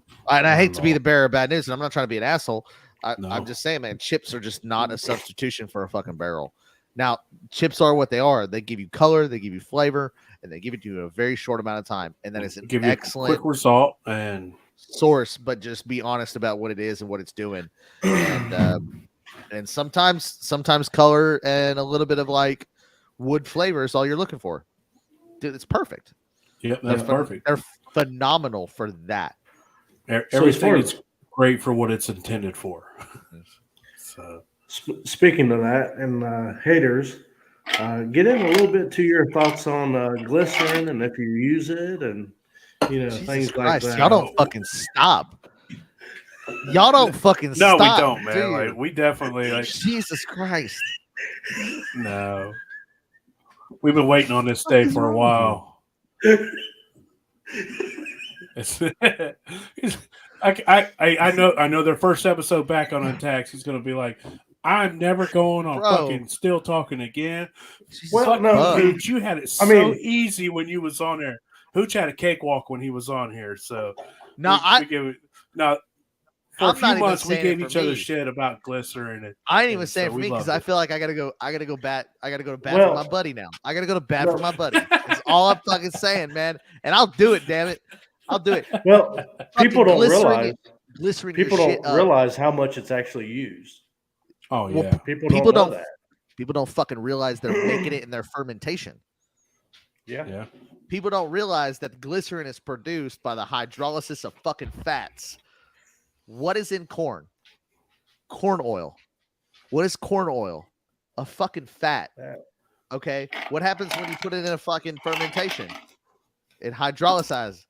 And you fucking make glycerin in your fermentation. And when you distill your shit, that glycerin azeotrope lowers to a point where it will get pulled over during the distillation process, and you end up with glycerin in your jar, whether you fucking like it or not. Swirl that jar and look at them tails, them fucking oily fats inside your jar, and tell me. And that's why putting schnapps in your thumper works so fucking great. When people sit there and say sugar does not distill.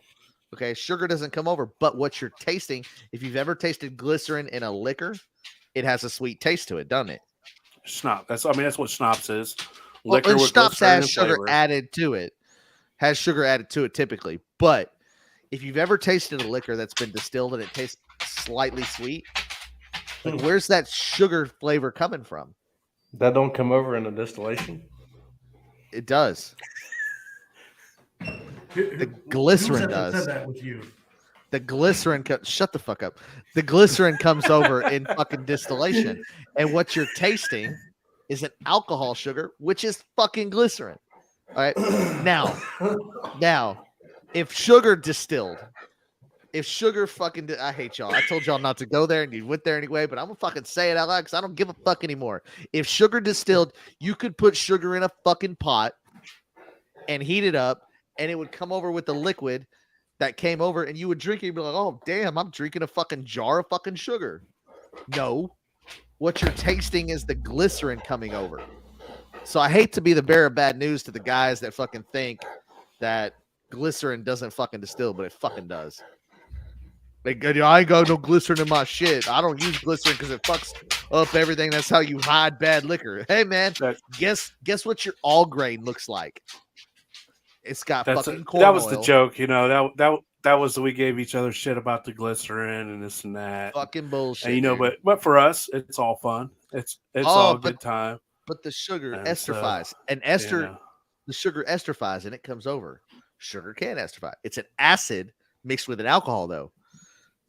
Sugar itself doesn't come over. That's not the sweet you're tasting. Part of what you're tasting too, when you taste sweet on the tongue, is the alcohol. God damn, this is gonna fucking blow shit up. I'm gonna stir the fucking pot. I said I didn't want to. Part of what you're tasting is the alcohol evaporating on your tongue. Everybody's entitled to their own way. So you know that's what it is. And I hate to be the bearer, man. That's fucking science, bro. Fucking don't argue with me. Argue with the fucking science. We don't use science around here. Yeah, I get it. We don't edit. We don't use science. So. I was just drunk enough to say all that. Well, good. We'll keep you on here a little longer, and we'll see what else we can get out of you. No, motherfucker. Let me go back to my notes here. Ain't no switching to Distiller Shua backup account here. This is main account all the way. So fuck it. I don't care. It is what it is. Tell me I'm wrong. And if I'm wrong, fucking I'll own it. If I'm wrong, I'll own it. All right. Show me scientifically where I'm fucking wrong, and I will eat my words. I will say I'm sorry. I'll put out a TikTok. I'll put out a fucking YouTube video. I'll put out a post on Facebook. Show me where I'm wrong scientifically, and I'll eat my words. And until then, bro, that's the way it fucking is, man. I've done. Fuck it. And he will put them square toes on. I'll put them square toes. You know what to say about square toes. Show me where I'm wrong. He was wrong when you put them square toes on. That's where he was wrong. Put some flat line on it. Fucking and a chip. Outside of that, man, an ester is not a sugar. Sorry. Nope. So man, this is really cool, man. Just to sit here and shoot the shit with you for a couple hours. I mean, this just reminds me of any old random Tuesday night on a live when we're all together, just sitting around shooting the shit, and that's what we love most about this. Is just I guess that runs with the whole like, I'm done being fucking nice to people shit, right? Hey, like you can only be so nice biting my tongue most of the time. And, but I just want y'all to know I didn't want to go there. Y'all baited me into it. So Sean baited you in there. Let's point the finger where it goes. Well, hey, I like how you said baited. The word bait. Dude, it's your fault, man. If this stirs the fucking pot and everybody gets fucking pissed again, I'm gonna be like, it's Sean's fucking fault. We will edit this part out. No, you ain't gonna edit shit. We'll edit this part out, man. I told you it's gonna edit it out. We'll edit it out. Everybody, when this part there ain't no. Just there ain't no weird. You'll put a fucking red line between that and cut. Like it's gonna still talking cut podcast. Put a fucking red line through that bitch. Cut. Semi-cut. Yeah. Call Matt. Get Matt over here. Get Matt on the phone. Where's Matt at? I've said what I said, and I'll say it again, and it's true, man. If that's what you stand by, that's what it is, man. Well, and I guess it's for me. It's like everybody's at a different phase of learning, right? And I mean, there's shit that I don't know. All right, there's a lot of shit I don't know, but there's shit that I'm like fucking constantly fucking trying to learn. And if I'm wrong, I'm wrong. Fucking show me scientifically, and I'm fucking down. I remember being wrong one time about a fucking starch test. And I got called out, and they were pretty much like a starch test is a test of the presentation of starch, not the presentation of sugars. And I was going back and forth with one guy, and I was like, oh fuck, dude, that makes complete sense. And I was wrong. So it's not like I'm fucking infallible. You know, I'm not, but there's some things that I just flat out fucking know about that I've done enough research on that I know to be fact. But and then once you find you're wrong, then it's like, oh well, I'm gonna go figure out why I'm wrong and what I said was wrong, so in the future I can give out much better information. So Yeah. it's learning. It's just an Yeah. opportunity to learn. Well, and that's just it, in my opinion. There's so many people on the internet, TikTok, mostly Facebook, I'm sure you both would agree on, that give out knowingly bad fucking information. Well, they may not know it's bad. Well, they don't but know they it's were- bad. That's the problem. Is they don't know it's Yeah. bad. They just think Yep. I mean, that's what they've been told, right?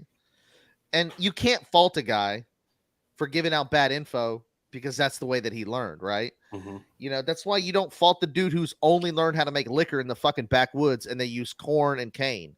Like, there's nothing, first off, there's nothing fucking wrong with that. You Right. know, don't be fucking mad. And then the dudes who come in there with the pretentiousness of like, that's not a real fucking mash. Shut the fuck up. Dude, Get there the was a fuck long out time. of here, dude. There was a long time when people started talking about dextrose. I'm like, what the fuck is that? You know, it is what it is, man. But like, people get fucking pretentious about this shit too sometimes. And I'm just like, listen, I really try to stay out of it, right?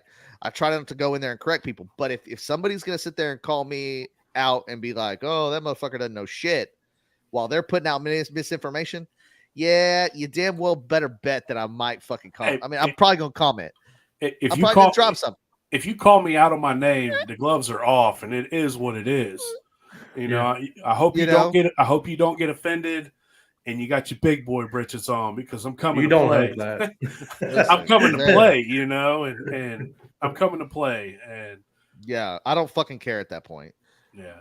So, but you'll have them. It's that's why, just like you was talking about the Facebook groups, it's one reason why I stay away from them. You can't ask a question without getting 500 asshole answers and one good answer. Dude, it's so hard for the new guy Yeah. trying to figure out which one's the good answer. And if you've ever seen me answer a fucking question in a Facebook group, that motherfucker is a paragraph. No. Like, it's And then I always go to the comments. detailed as fuck. It's usually to give you shit about it, but I read it and I learn. But then, yeah, of course I gotta fan that fire a little bit. Some of this shit, dude, you can't explain in a 1-sentence answer. Not at all. You know Not what I'm right. saying? No.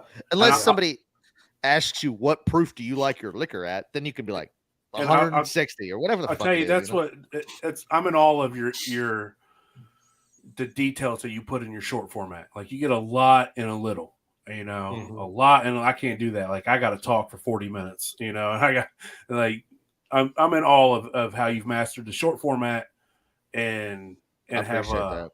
And you get a lot of information really quick. Mm-hmm. And then I know that you've ventured over to YouTube and you got a YouTube channel going on now. Oh shit! I didn't know that. I'm gonna check that out.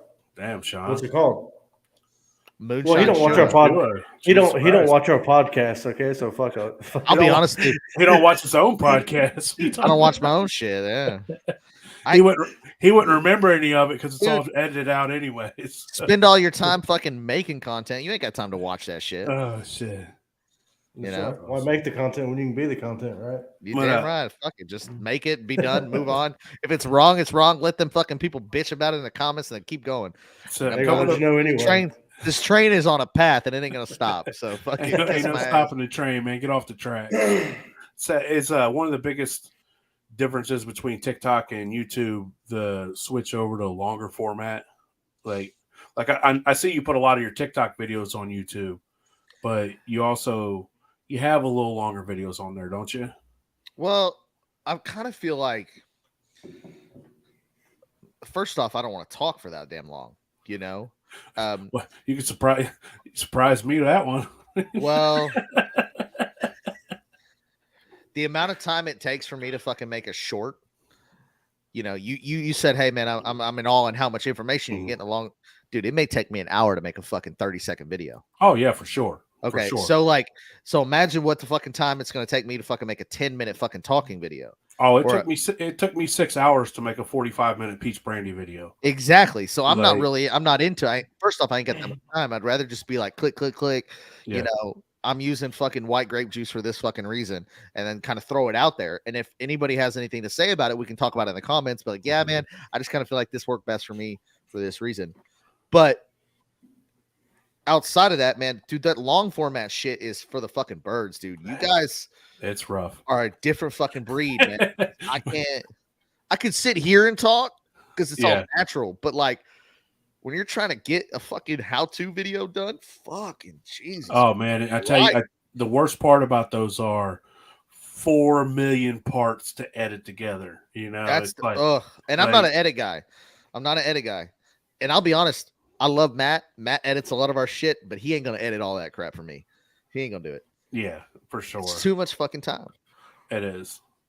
And that's why short format took off, because it made it possible for the guy like me to fucking put out shorts, short shit. I'm not a YouTube guy, and I fucking look at people like you and Still Talking or Still in the Clear, and then fucking anybody else, George, for putting out all that fucking long content shit, dude, that helps so many people.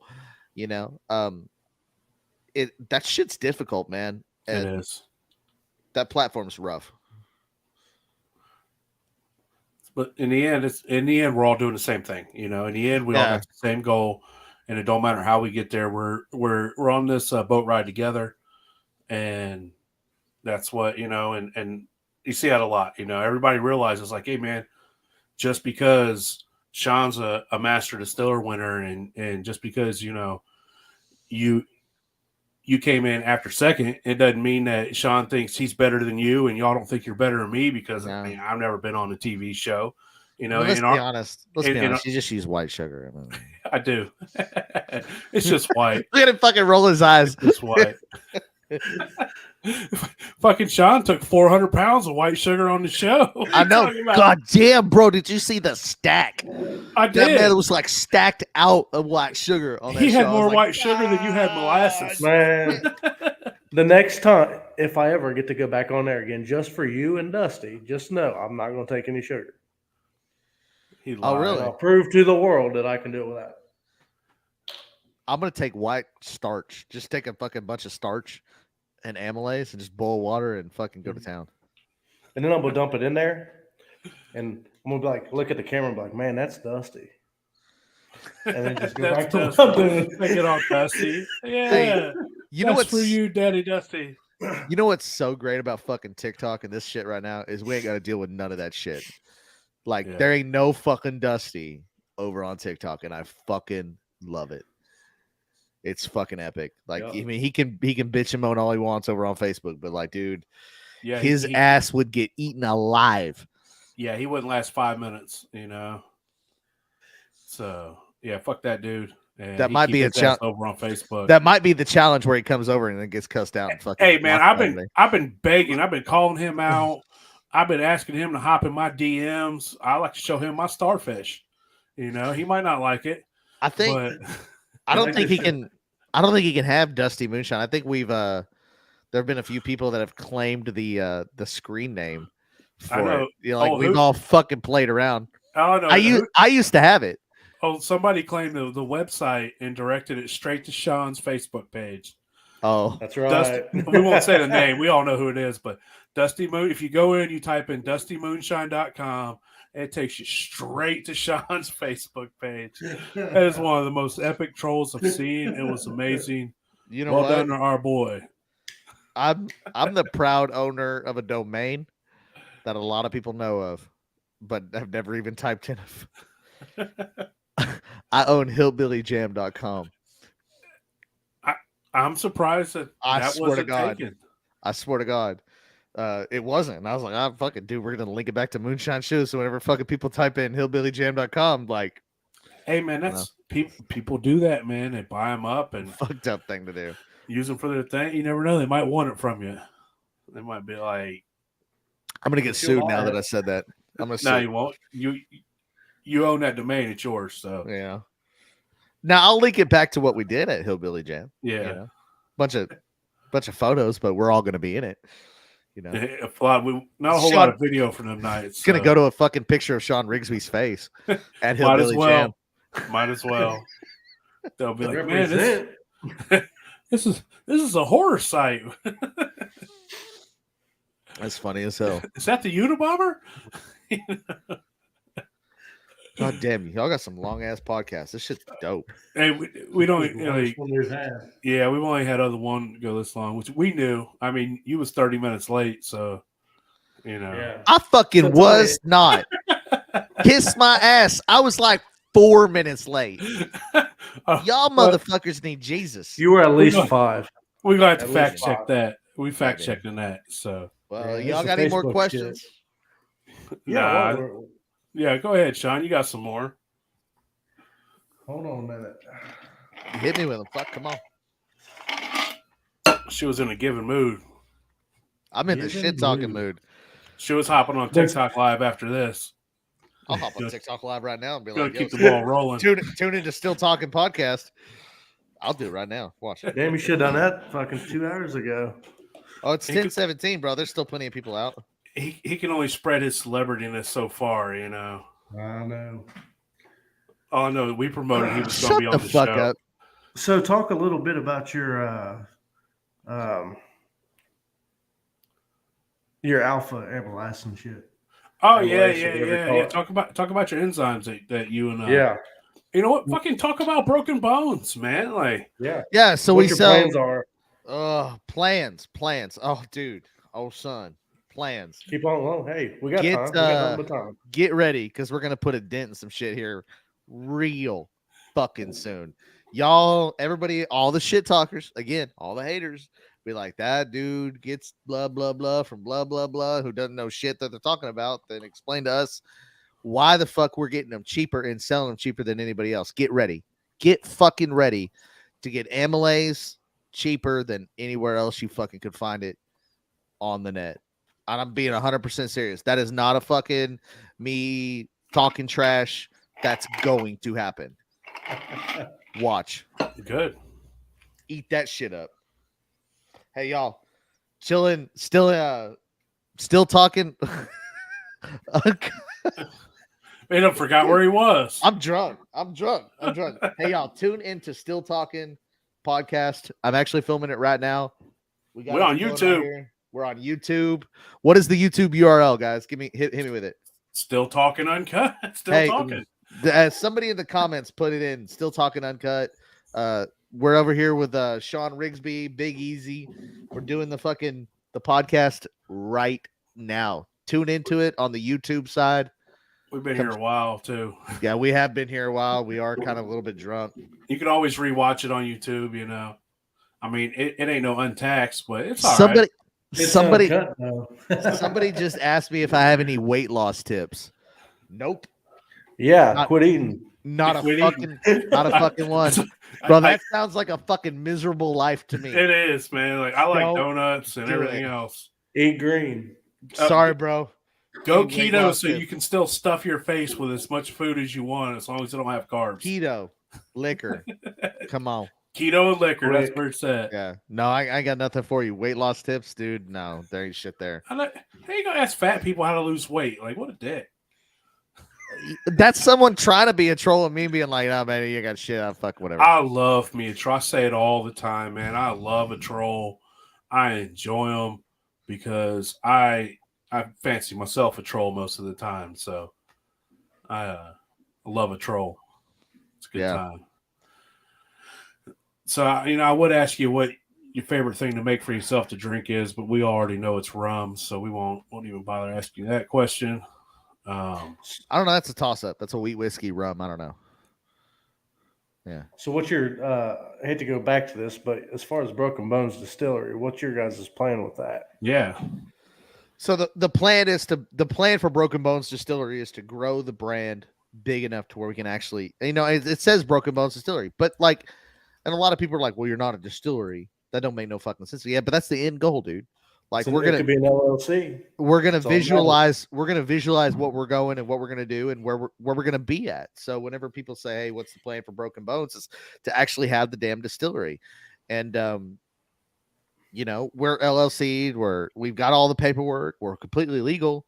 Yeah, we're not a distillery yet, we're still moonshiners, but the whole point is to support other moonshiners, other home distillers with good products at good prices, and get them to be able to distill again with the content we create, helping people out. You show me another fucking distillery anywhere in the United States, show them to me, give me their name, that's going to go out of their way to help home distillers make liquor.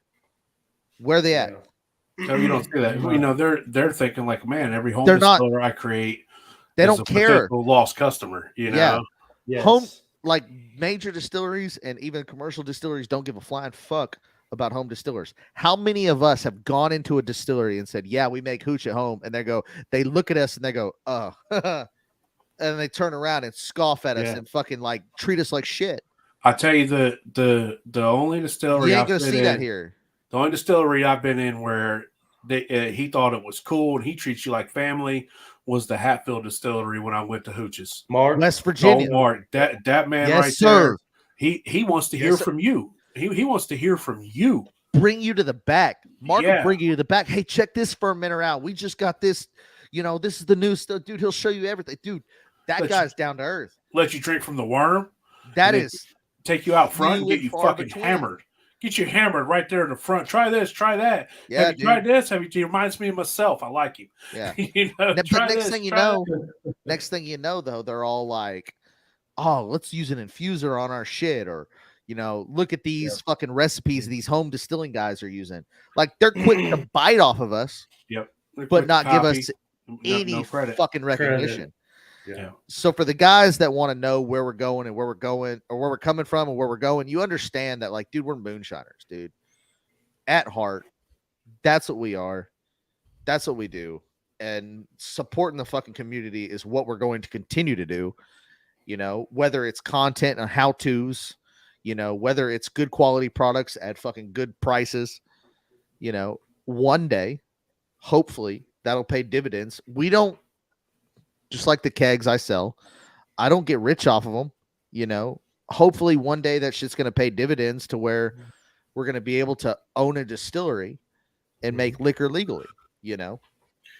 Well, and dude, people don't realize it that you and Pro changed the game when it comes to enzymes and shit. You know, they're out there, but people did. I don't want to say they didn't know, but they didn't realize how easy some of them were to use. They're scared. You know, like you don't know something, you're not sure, and then you know you don't see them and you didn't see them in small quantities. You had to buy a lot usually, and so when somebody shows you how simple it can be, it opens your eyes up. Like when we used to show people how easy it is to make wine. Well, once you know how easy it is to make wine, then you got a feel for it, and it makes other things easier. So it's 10:20 at night. Jump into Pro's inbox and start asking questions. Hey, man, I just bought your enzymes. How do I use them? Where? And I swear to God, he's going to get back to you. Jump into my inbox and I'm going to get back to you. Now, find the inbox. Just find the fucking inbox for Sebstar. Show me where the fuck that's at. Yeah. You know, and just like somebody messaged me on Facebook, you message me right now, and I'll answer your question almost immediately because you know I feel like if you're willing to take your time and you value what information I have enough that you're going to take the time to find me and contact me and ask me a question, well, I owe it to you to at least respond with a I'm not really sure if I don't know, or hey man, go message this guy. But you know, but for me, like if you take the time to ask me a question, I'm not going to leave you on red, and I'm going to get back with you as soon as I can with the best information that I can, because your time was valuable, and I'm honored that you asked me. Out of everybody you could have asked, you contacted me. And it's hard when you get to the status of, like, honestly, man, easy, dude. You have a huge following. When you get to that level, and people start asking you questions, I'm sure you're inundated. Your inbox has always fucking got something in it you can reply to. Mm-hmm. You know, it's fucking hard sometimes, man. And Yes. but you know, I'm here to help the best I can, and I'll fall short. I'm a fucking human being. It is what it is. And sometimes you can only do so much. You know, like, and you can only spend so much time with one person too, because you got a lot of other dudes that are like, hey, yes, asking you all sorts of fucking questions. Shit's hard sometimes, man. But it can get difficult, man. As long as you point somebody in the right direction, that's a win. You know, you can't lead them along the way. You know, I mean, every time somebody asks me about rum, I'm like, man, ask Shua. Banana brandy, man. Don't talk to me about banana brandy, bro. Go ask Big Easy. Or, if somebody hits me with a rice question, I'll be like, I'll be honest with you, man, I don't fuck with rice. I was like, but I'll probably treat it this way. But Appalachian Hooch has worked more rice than I have. It is what it is, and I'm just not a rice guy. So, I mean, rum is my shtick, but that's not the only thing I do. I'm well-rounded, but, if you're going to ask me a question, I'd much prefer it to be about rum. Yeah, it's just like, I mean, you don't ask a mechanic, about aquariums. it's just the way it is. No doubt. No doubt. Yeah.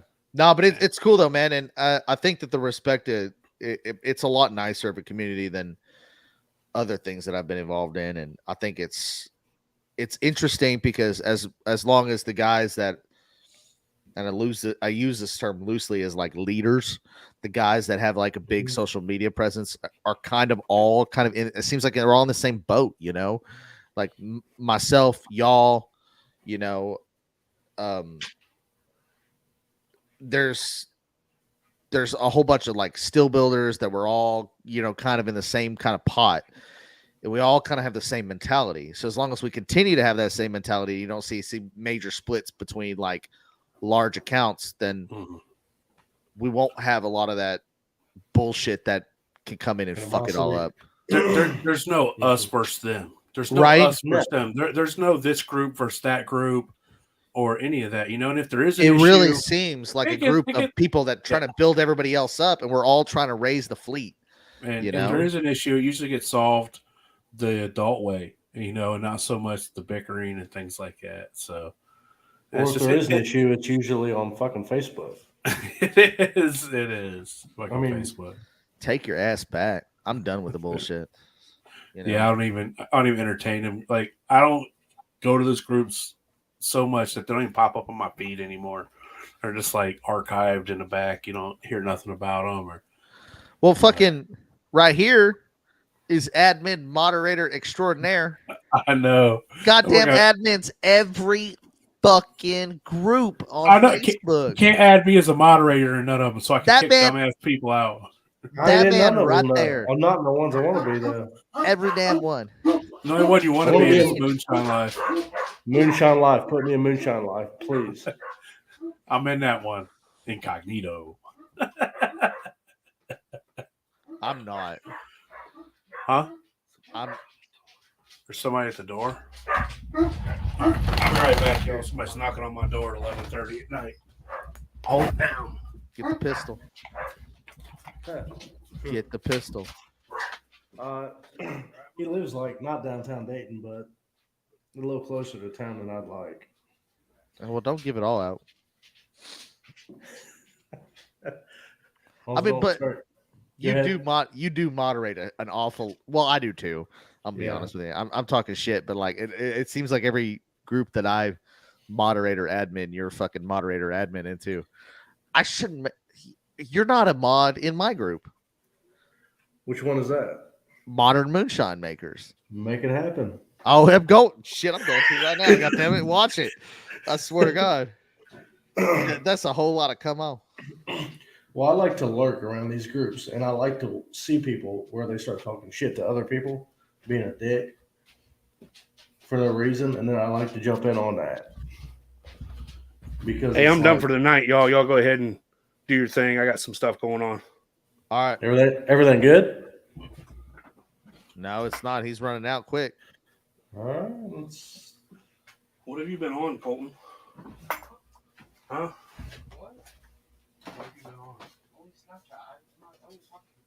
He needs to kill that. We're Hold done. on. No, No. hold Okay, cool. All right. on. Yeah, that's Add Sean Rigsby as an admin. There you go. Oh shit. There we go. Modern moonshine makers. There it is. I'm kicking my camera around. Yeah. Well, brother, if we need to end it, we can end it. It's up to you, brother. I don't care. Shit, I'll pour myself another drink. We keep running. It's up. It really is up to. We're hitting the 2.5 hour mark. I mean, it's up to you, bro. You tell me. It's your podcast. Well, yeah. Well, I'll tell you what, man. If you want to pour yourself another drink, I'll go piss, and then we'll run it for another half hour and call it done. You're gonna go piss. I'm gonna go piss. We're gonna pour another drink. Come on. All right.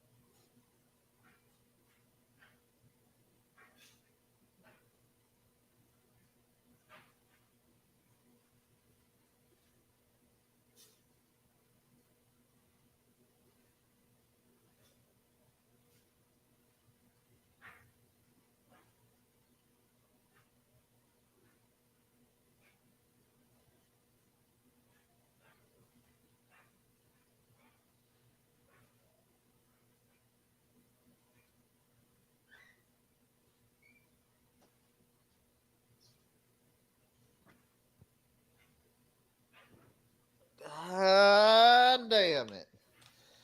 Whole lot of come on. All right. What are we doing?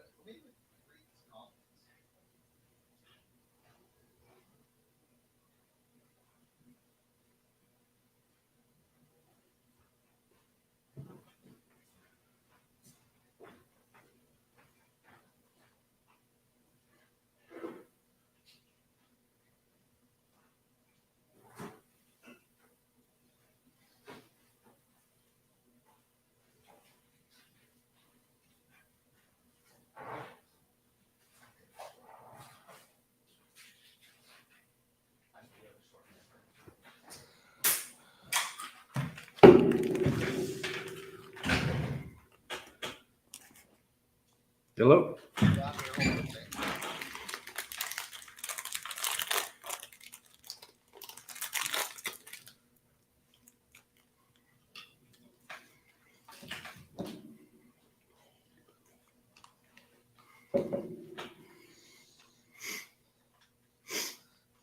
I'll be honest with you, man. This is it's been a little different because I'm normally like the interviewer.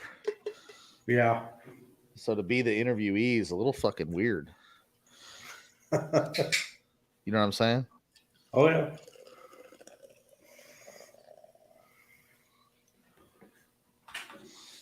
I just let him know I booted him. Yeah. Just want to make sure his Yeah. shit's good. Yep. That's it. Welcome to Ohio. We have fun down here. Up here. You know what? Hey, oddly enough, so my cousin, my whole family is from fucking Ohio. My dad's side. So, What part? well, my dad grew up in Sandusky. Oh, north. Okay. Yeah, way. I mean, fucking. He's about 4 or 5 hours from us. Yeah. But Stillhand Steve is from Ohio. Really? Mm-hmm. So oddly enough, that my dad moved from Ohio down here, and Stillhand Steve from Ohio down here. He's from Elyria. So,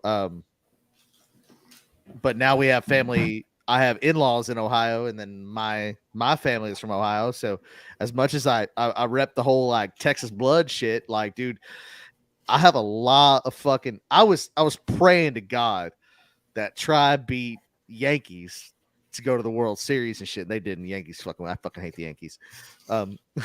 But Steve roots for the Yanks. You know, he roots for Cleveland too, but I refuse to call them the Guardians. They're not the Guardians. They're So always I got a question for you. They're always gonna be Tribe in my mind. Do you prefer a open worm or a sealed worm, and why? Sealed all day long because I can recirculate that shit, bro. So why don't you open a sealed worm? Because it doesn't flow back to my open a sealed worm. Why the fuck? Oh, fuck you, man. And I just got it. Just got it. Because people end up shipping you mops. Mops. Yeah, I made a big ass mess, and one time, and Sam Page ended up shipping me a mop. But yeah, that's funny as hell. No, sealed worm's the way to go, though, bro. Can't say I've ever used one other than a live egg condenser. Same shit. Or a shotgun. Yeah. Yeah, it's the same shit, right? It's just it's in a coil in there instead of a fucking straight tube. Which is kind of, to me, it's kind of like I kind of like a sealed worm better than I like a shotgun, because although Pro would disagree with me on this. Pro is like, I can slow that bitch down to a drip on a fucking shotgun condenser. On a sealed worm, to me, it seems like that vapor doesn't have that straight shot out, right? It has to curve. It has to hit. It has to hit the turn, and has to fucking, But I like that. Rub up against the inside of that coil, which forces the condensation on the inside of it too. So I kind of like the idea of a sealed worm more than I like the idea of a shotgun condenser. Now, but like I said, Pro would fucking completely disagree with me. So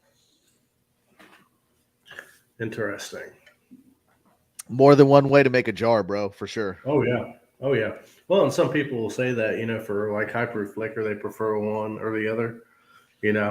Like you said, slowing it down to a drip. Yeah.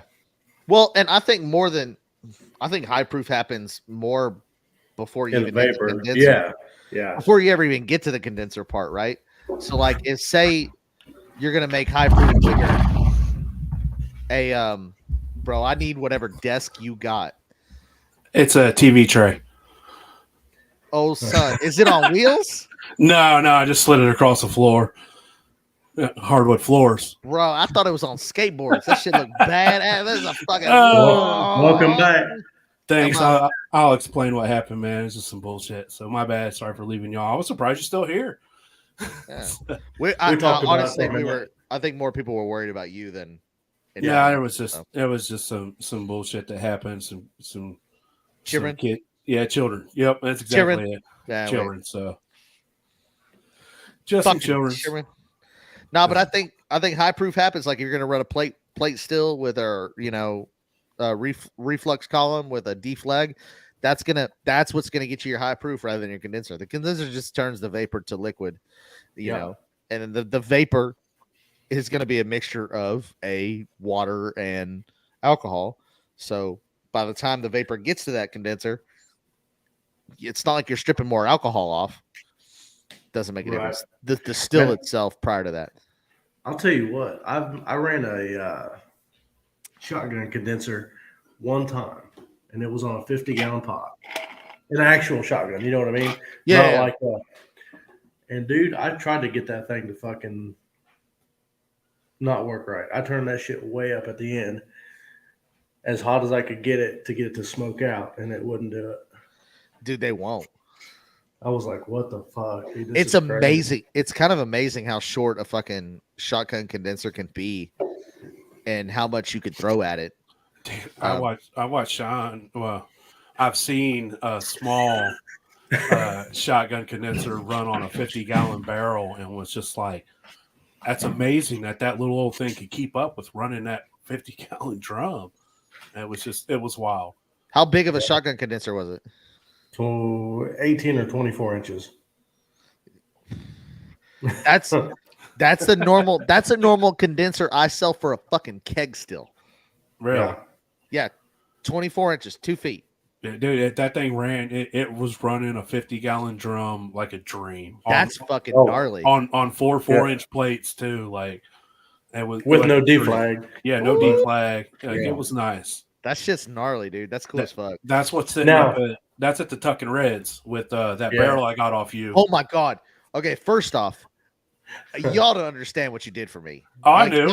I knew. No, That's why you have no fucking I clue. knew. Bro, I'm out there fucking running my mouth, being like, look where the fuck my equipment's at. Fucking showing everybody I know. Like, this shit's in Ohio in a real legal distillery. The equipment I fucking built, they fucking took. Dude, y'all don't know, man, how proud I was at that fucking moment to see my shit in a legal distillery. How fucking cool that was to me, dude. Yeah, hold on. Yeah, we make shit happen, man. So that shit's so fucking badass. And I tell you, man, it was fate. You know, we didn't have no barrel like that, and then I get back, wasn't back a week from Aggie Valley, and Sean's like, "Hey, man, my buddy Red, he's having a problem." And I told him that you had a barrel that you might let him use. And I was like, might? Like, hey, bro. And I was like, all right, Friday, we'll have it to him. Friday, I met him out there. I was like, here you go, man. How'd y'all clean it? Let me ask you that. I didn't. That was one of he cleaned it because he was the one using it. Yeah. So he boiled it out with some degreaser to get that tea tree oil out. But that was one of the deals. I was like, you got to clean this because I ain't cleaning it. I want you to know, man, that was a highlight of my fucking week, like my month when I found that out. And I didn't like show it, but dude, I was so fucking proud. Yeah, I know. I went so proud at that moment. That's why I was like, I'm gonna put one of Shua stickers on here. I'm gonna make sure I get that in the shot, and I'm gonna show him like, bring your shit's got to come to Ohio to be put to use. Yeah, that's just how it is. So. That shit's badass, dude. I appreciate that more than you guys could ever even fucking realize, dude. That shit's so fucking cool. You know, I had a feeling because it's different, man. You see shit go somewhere, and you're just like, man, they made a lot of good vodka through that thing already. Are they still using it?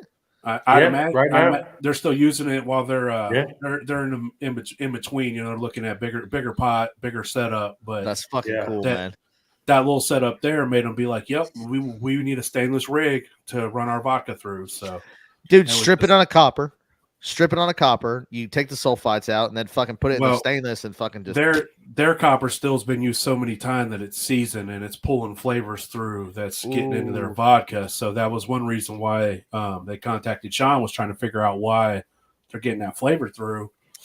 And I think old Tater said to you. It's probably seasoned. I think that's who he said. It's probably seasoned that pot, man. And, you don't want that flavor draw through. You better run a different pot. That's cool as shit, though. So, Sean, how do you know those guys? Red contacted me for a jar rig. And were they already legal? Oh, yeah. So you got legal distillers. Contacting moonshiners to say, how the fuck do we do this? Well, it contacted him for a jar rig, so Sean built him a badass 3/4 jar rig for their big old pot. And then, you know how it is. Once you meet somebody, you're just like, oh, we're friends, we're boys now. And so, and then they hit him up like, hey man, we're having a problem. What do you think? Now they want a 300 to 400 gallon pot still. Yeah. Set up so that's where. Set up just like that barrel with 8-inch plates and all that, and so cool it's cool to help a legal place, resolve a big issue because it was a huge issue for them. We won't go into details, but it was going to be an expensive issue. Let's just say that if he couldn't get it right. Yeah, and it's one of those things, man. It's like where I've talked about it before about how like moonshiners are like, we don't get enough credit. And there's dudes that are in this industry that are fucking making liquor and, we're trying different recipes, we're doing different things, and we're a driving force in a lot of things that are happening. And people fucking laugh at me when I say that shit, but I'm like, dude, when you hear stories about how a moonshiner's rig ended up in some fucking dude's fucking house and then somebody else, and now it's in a legal distillery, some shit we collectively made happen. That shit is badass to me. And I have legal distillers call me, sometimes about like, hey, how does this happen? I get a lot of muck pit questions now. So from legal distillers that are wanting to do like traditional Jamaican style rums, but in America. So I've been on the horn for the last like month with like 3 or 4 different distilleries that are legal, which to me is cool as fuck. So don't discount the little guy, dude. That's over there working in his house and making liquor on a fucking keg. And have you ever thought about getting into a consultant? Dude, you know what I mean? I ain't that fucking crazy. I mean, well, there's a lot of small distilleries looking for somebody that's somebody to come in and just but I don't have any like expertise in like legal distilling though. That's the weird fucking thing about this though. But usually the problems they're having is not a single one of us fucking knows shit about fucking legal distilling. But we know how to make the liquor. And that's usually the problem they're having is with the liquor making. It's not the business part. It's not the distribution or bottling or that ain't the part that they're having problems with.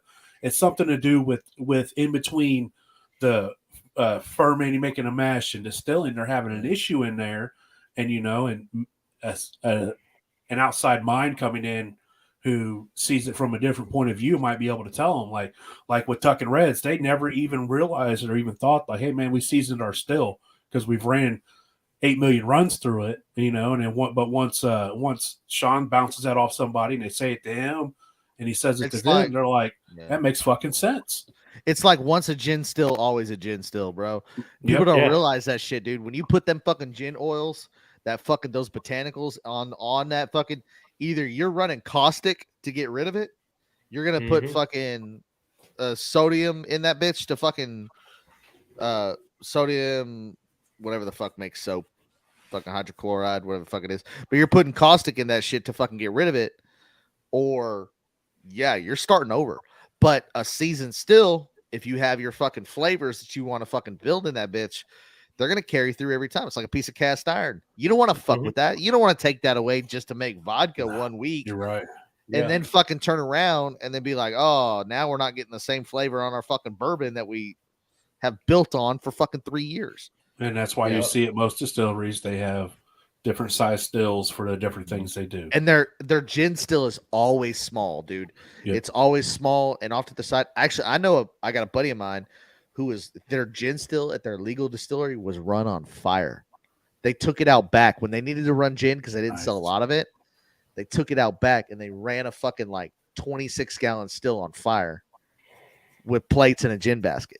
That's the shit. I was like, yo, that's like moonshining, like that for real, though. Man. Takes you back, huh? That shit's dope. Takes you back. But no, that shit's cool to me though. Like to see that like moonshiners making a dent in the fucking industry, dude. I want to see that. And well, we've talked about it before. Me and Sean have run legal liquor one time. I know. I'm jealous. I don't get jealous much, but I'm jealous. But we talk about it all the time where your home distiller, not only are they putting out a better quality product than big distilleries, but we also have the capabilities of R&D, research and development, try new things, try this, see if it works, and that's just not something big distilleries have capabilities to do. The ability like for us to buy a $60 sack of fucking high-end grain. Maybe that's what it takes to get like high-end malted barley, right? Say you want to go with like a 6-row fucking caraway malt. Like you're gonna pay for it, But beer brewers can pay for that shit because, it makes some, fucking 30 gallons of beer. So, okay, cool. We have a lot of beer to fucking sell. When we distill that shit down, we get this much fucking alcohol. major distilleries can't go out and buy that super high end grain that we can. Mm-mm. And I was talking about this about like malt, like fucking malted barley versus unmalted barley. I have some malted barley here that's like high end brewer's grade malted barley, and it's fucking delicious. I could eat. Some people saw me eat that shit with milk on a live. I poured it in a bowl, poured milk on it, and ate it like it was cereal because it's delicious. I also have some fucking field grade malt or field grade barley that's used for fodder for like hay for cows and shit. Dude, it tastes like barnyard dirt, earth, and it's not it. Yes, it'll make whiskey, but it doesn't taste good, you know. But we have the ability as home brewers to go out and buy a couple sacks of the really, really good shit Yep. to make a really, really good whiskey, you know. And that shit's not. I mean, the major distilleries would have to fucking charge $600 a bottle just to fucking get their fucking nut when it comes to some of the grains that we get to use. Mm-hmm. You know, there's only so many breweries or so many distilleries out there using like Bloody Butcher or a fucking really or like a fucking good Jimmy Red. You know, Yeah. they don't have access to it, and they Yeah. and even if they do, they can't buy enough to like sustain an entire fucking line. Mm-hmm. You're not going to see a bottle built on it. Yeah, the money, you know, at the end, it's like, look, man, we can't sell bottles for Dollars and $300. We can't sell a bottle for $300. Nobody's Like, going to buy it. yeah, it's such a select market, you know. It's just like anything else. It comes down to marketability and can it make money? And, Yeah. and just like you're talking about the people with the gin, and they make small batches of gin. Well, not a lot of people drink gin. This ain't the 1800s, and we're making bathtub gin everywhere. That shit's growing though. And That it, shit's it, growing. it comes in waves, you know, like something like vodka has been real big for Right. a long time. And then maybe In the 80s, it was vodka. Yeah, maybe gin's gonna come back and be real big. Because you know, I could see it being makes you feel a little classy to drink some gin. I don't know. So pinkies up, man. Pinkies up. Oh, shit. Well, I'm gonna say 3 hours is long enough. Yep. Hey man, we appreciate every person that sat through this whole thing. You know, it was some shit show parts. It was some good information. It's uncut. Yeah, it was a great time, man. We really appreciate you being on for our Halloween episode, Shua. Shit. This was now next one up. We're doing a full collab. We're going to get Hooch on and Shua, and we're going to do a full collab. And Well, hold Who on. can do it? The next episode? no. The next time we have you on, it's going to be with Hooch. Okay. So Listen, I'm so down for that shit. we have to plan this out like a month in advance with Hooch because he works crazy days and off days, and so we'll get it squared away. You know, maybe we'll come back around Thanksgiving. Dude, that sounds like Monday a off fucking or ball, something, dude. I'm so down for it. That'd be a good time, and then hopefully you guys will be back up and running and have content coming, and you know we can collab and have a good time. So Goddamn 3-hour podcast. That's fucking it's crazy. so fucking crazy, man. I was gone for 30 minutes of it. Hell, you was gone for 30 minutes of it. So. I'm not like I was not 5, maybe. Can you believe that I was the only one here for the whole thing? Hats off to you, Sean. Well done. Hey, man. Actually, I was early because I was the one that invited both you fuckers. You're right. You was first and last. First one here, last one gone. Are you drinking beer? Mountain Dew beer. Yeah. Hey, do you know that Arizona sweet tea is made in fucking Brooklyn, New York? I do not. You do now. Check the label. He Tell can't me I'm wrong. read. No, he can't read. Look at him. He's looking at it now. I Watch. told you. I swear to God. Arizona sweet tea is made in fucking Brooklyn, New York. You would think it'd be made in Arizona, you know? The stupid shit that I know, man. It's fucking. Woodbury, New York. Oh, well, God damn it. It's made in New York. I was close You were enough. fucking wrong. Wrong. Ain't no air. Hey, do you know why they have the Z is capitalized in Arizona? Did you even notice that? Arizona. Why's that? Well, it's because it's not made in Arizona, the state. They capitalize the Z so they can get away from fucking trademark and bullshit. They don't get sued. whenever people are like, "Hey, man, this shit's not made in fucking Arizona," they're like, "Well, it's Always a it's a workaround. capital Z. Look at Interesting. it. Always a workaround. Look at your can, bro. Oh, there you go. Look at that Z. That Z is capitalized. Hey, No trademark infringement over here. we're not made in Arizona, the state. We're just Arizona. It's just a name. It's just a name. But Yeah. wait, There you night. go. Anybody want to learn some good shit, man? Check out Shua on TikTok. It's got good shit, man. Love y'all. And we I'm appreciate y'all listening. Honored you was here, Shua, man. This was great. Loved it. Can't wait to listen to it. I know you're not going to, but I'm gonna listen to it. Yeah. All hail Shua, the TikTok legend. 350,000. I'm gonna take that. I'm gonna take that 400. fucking spicy bit and turn it into a 1,000. fucking TikTok and piss people off. You should. You might as well. Let's go. All right, man. We love y'all. Y'all have a good night. Don't log off. Shut up. Stay I'm out gonna here, go. Shua. Okay. Don't log off yet. All right. See y'all All right. later. Yep. Shut up. Bye. I'm gonna go live and get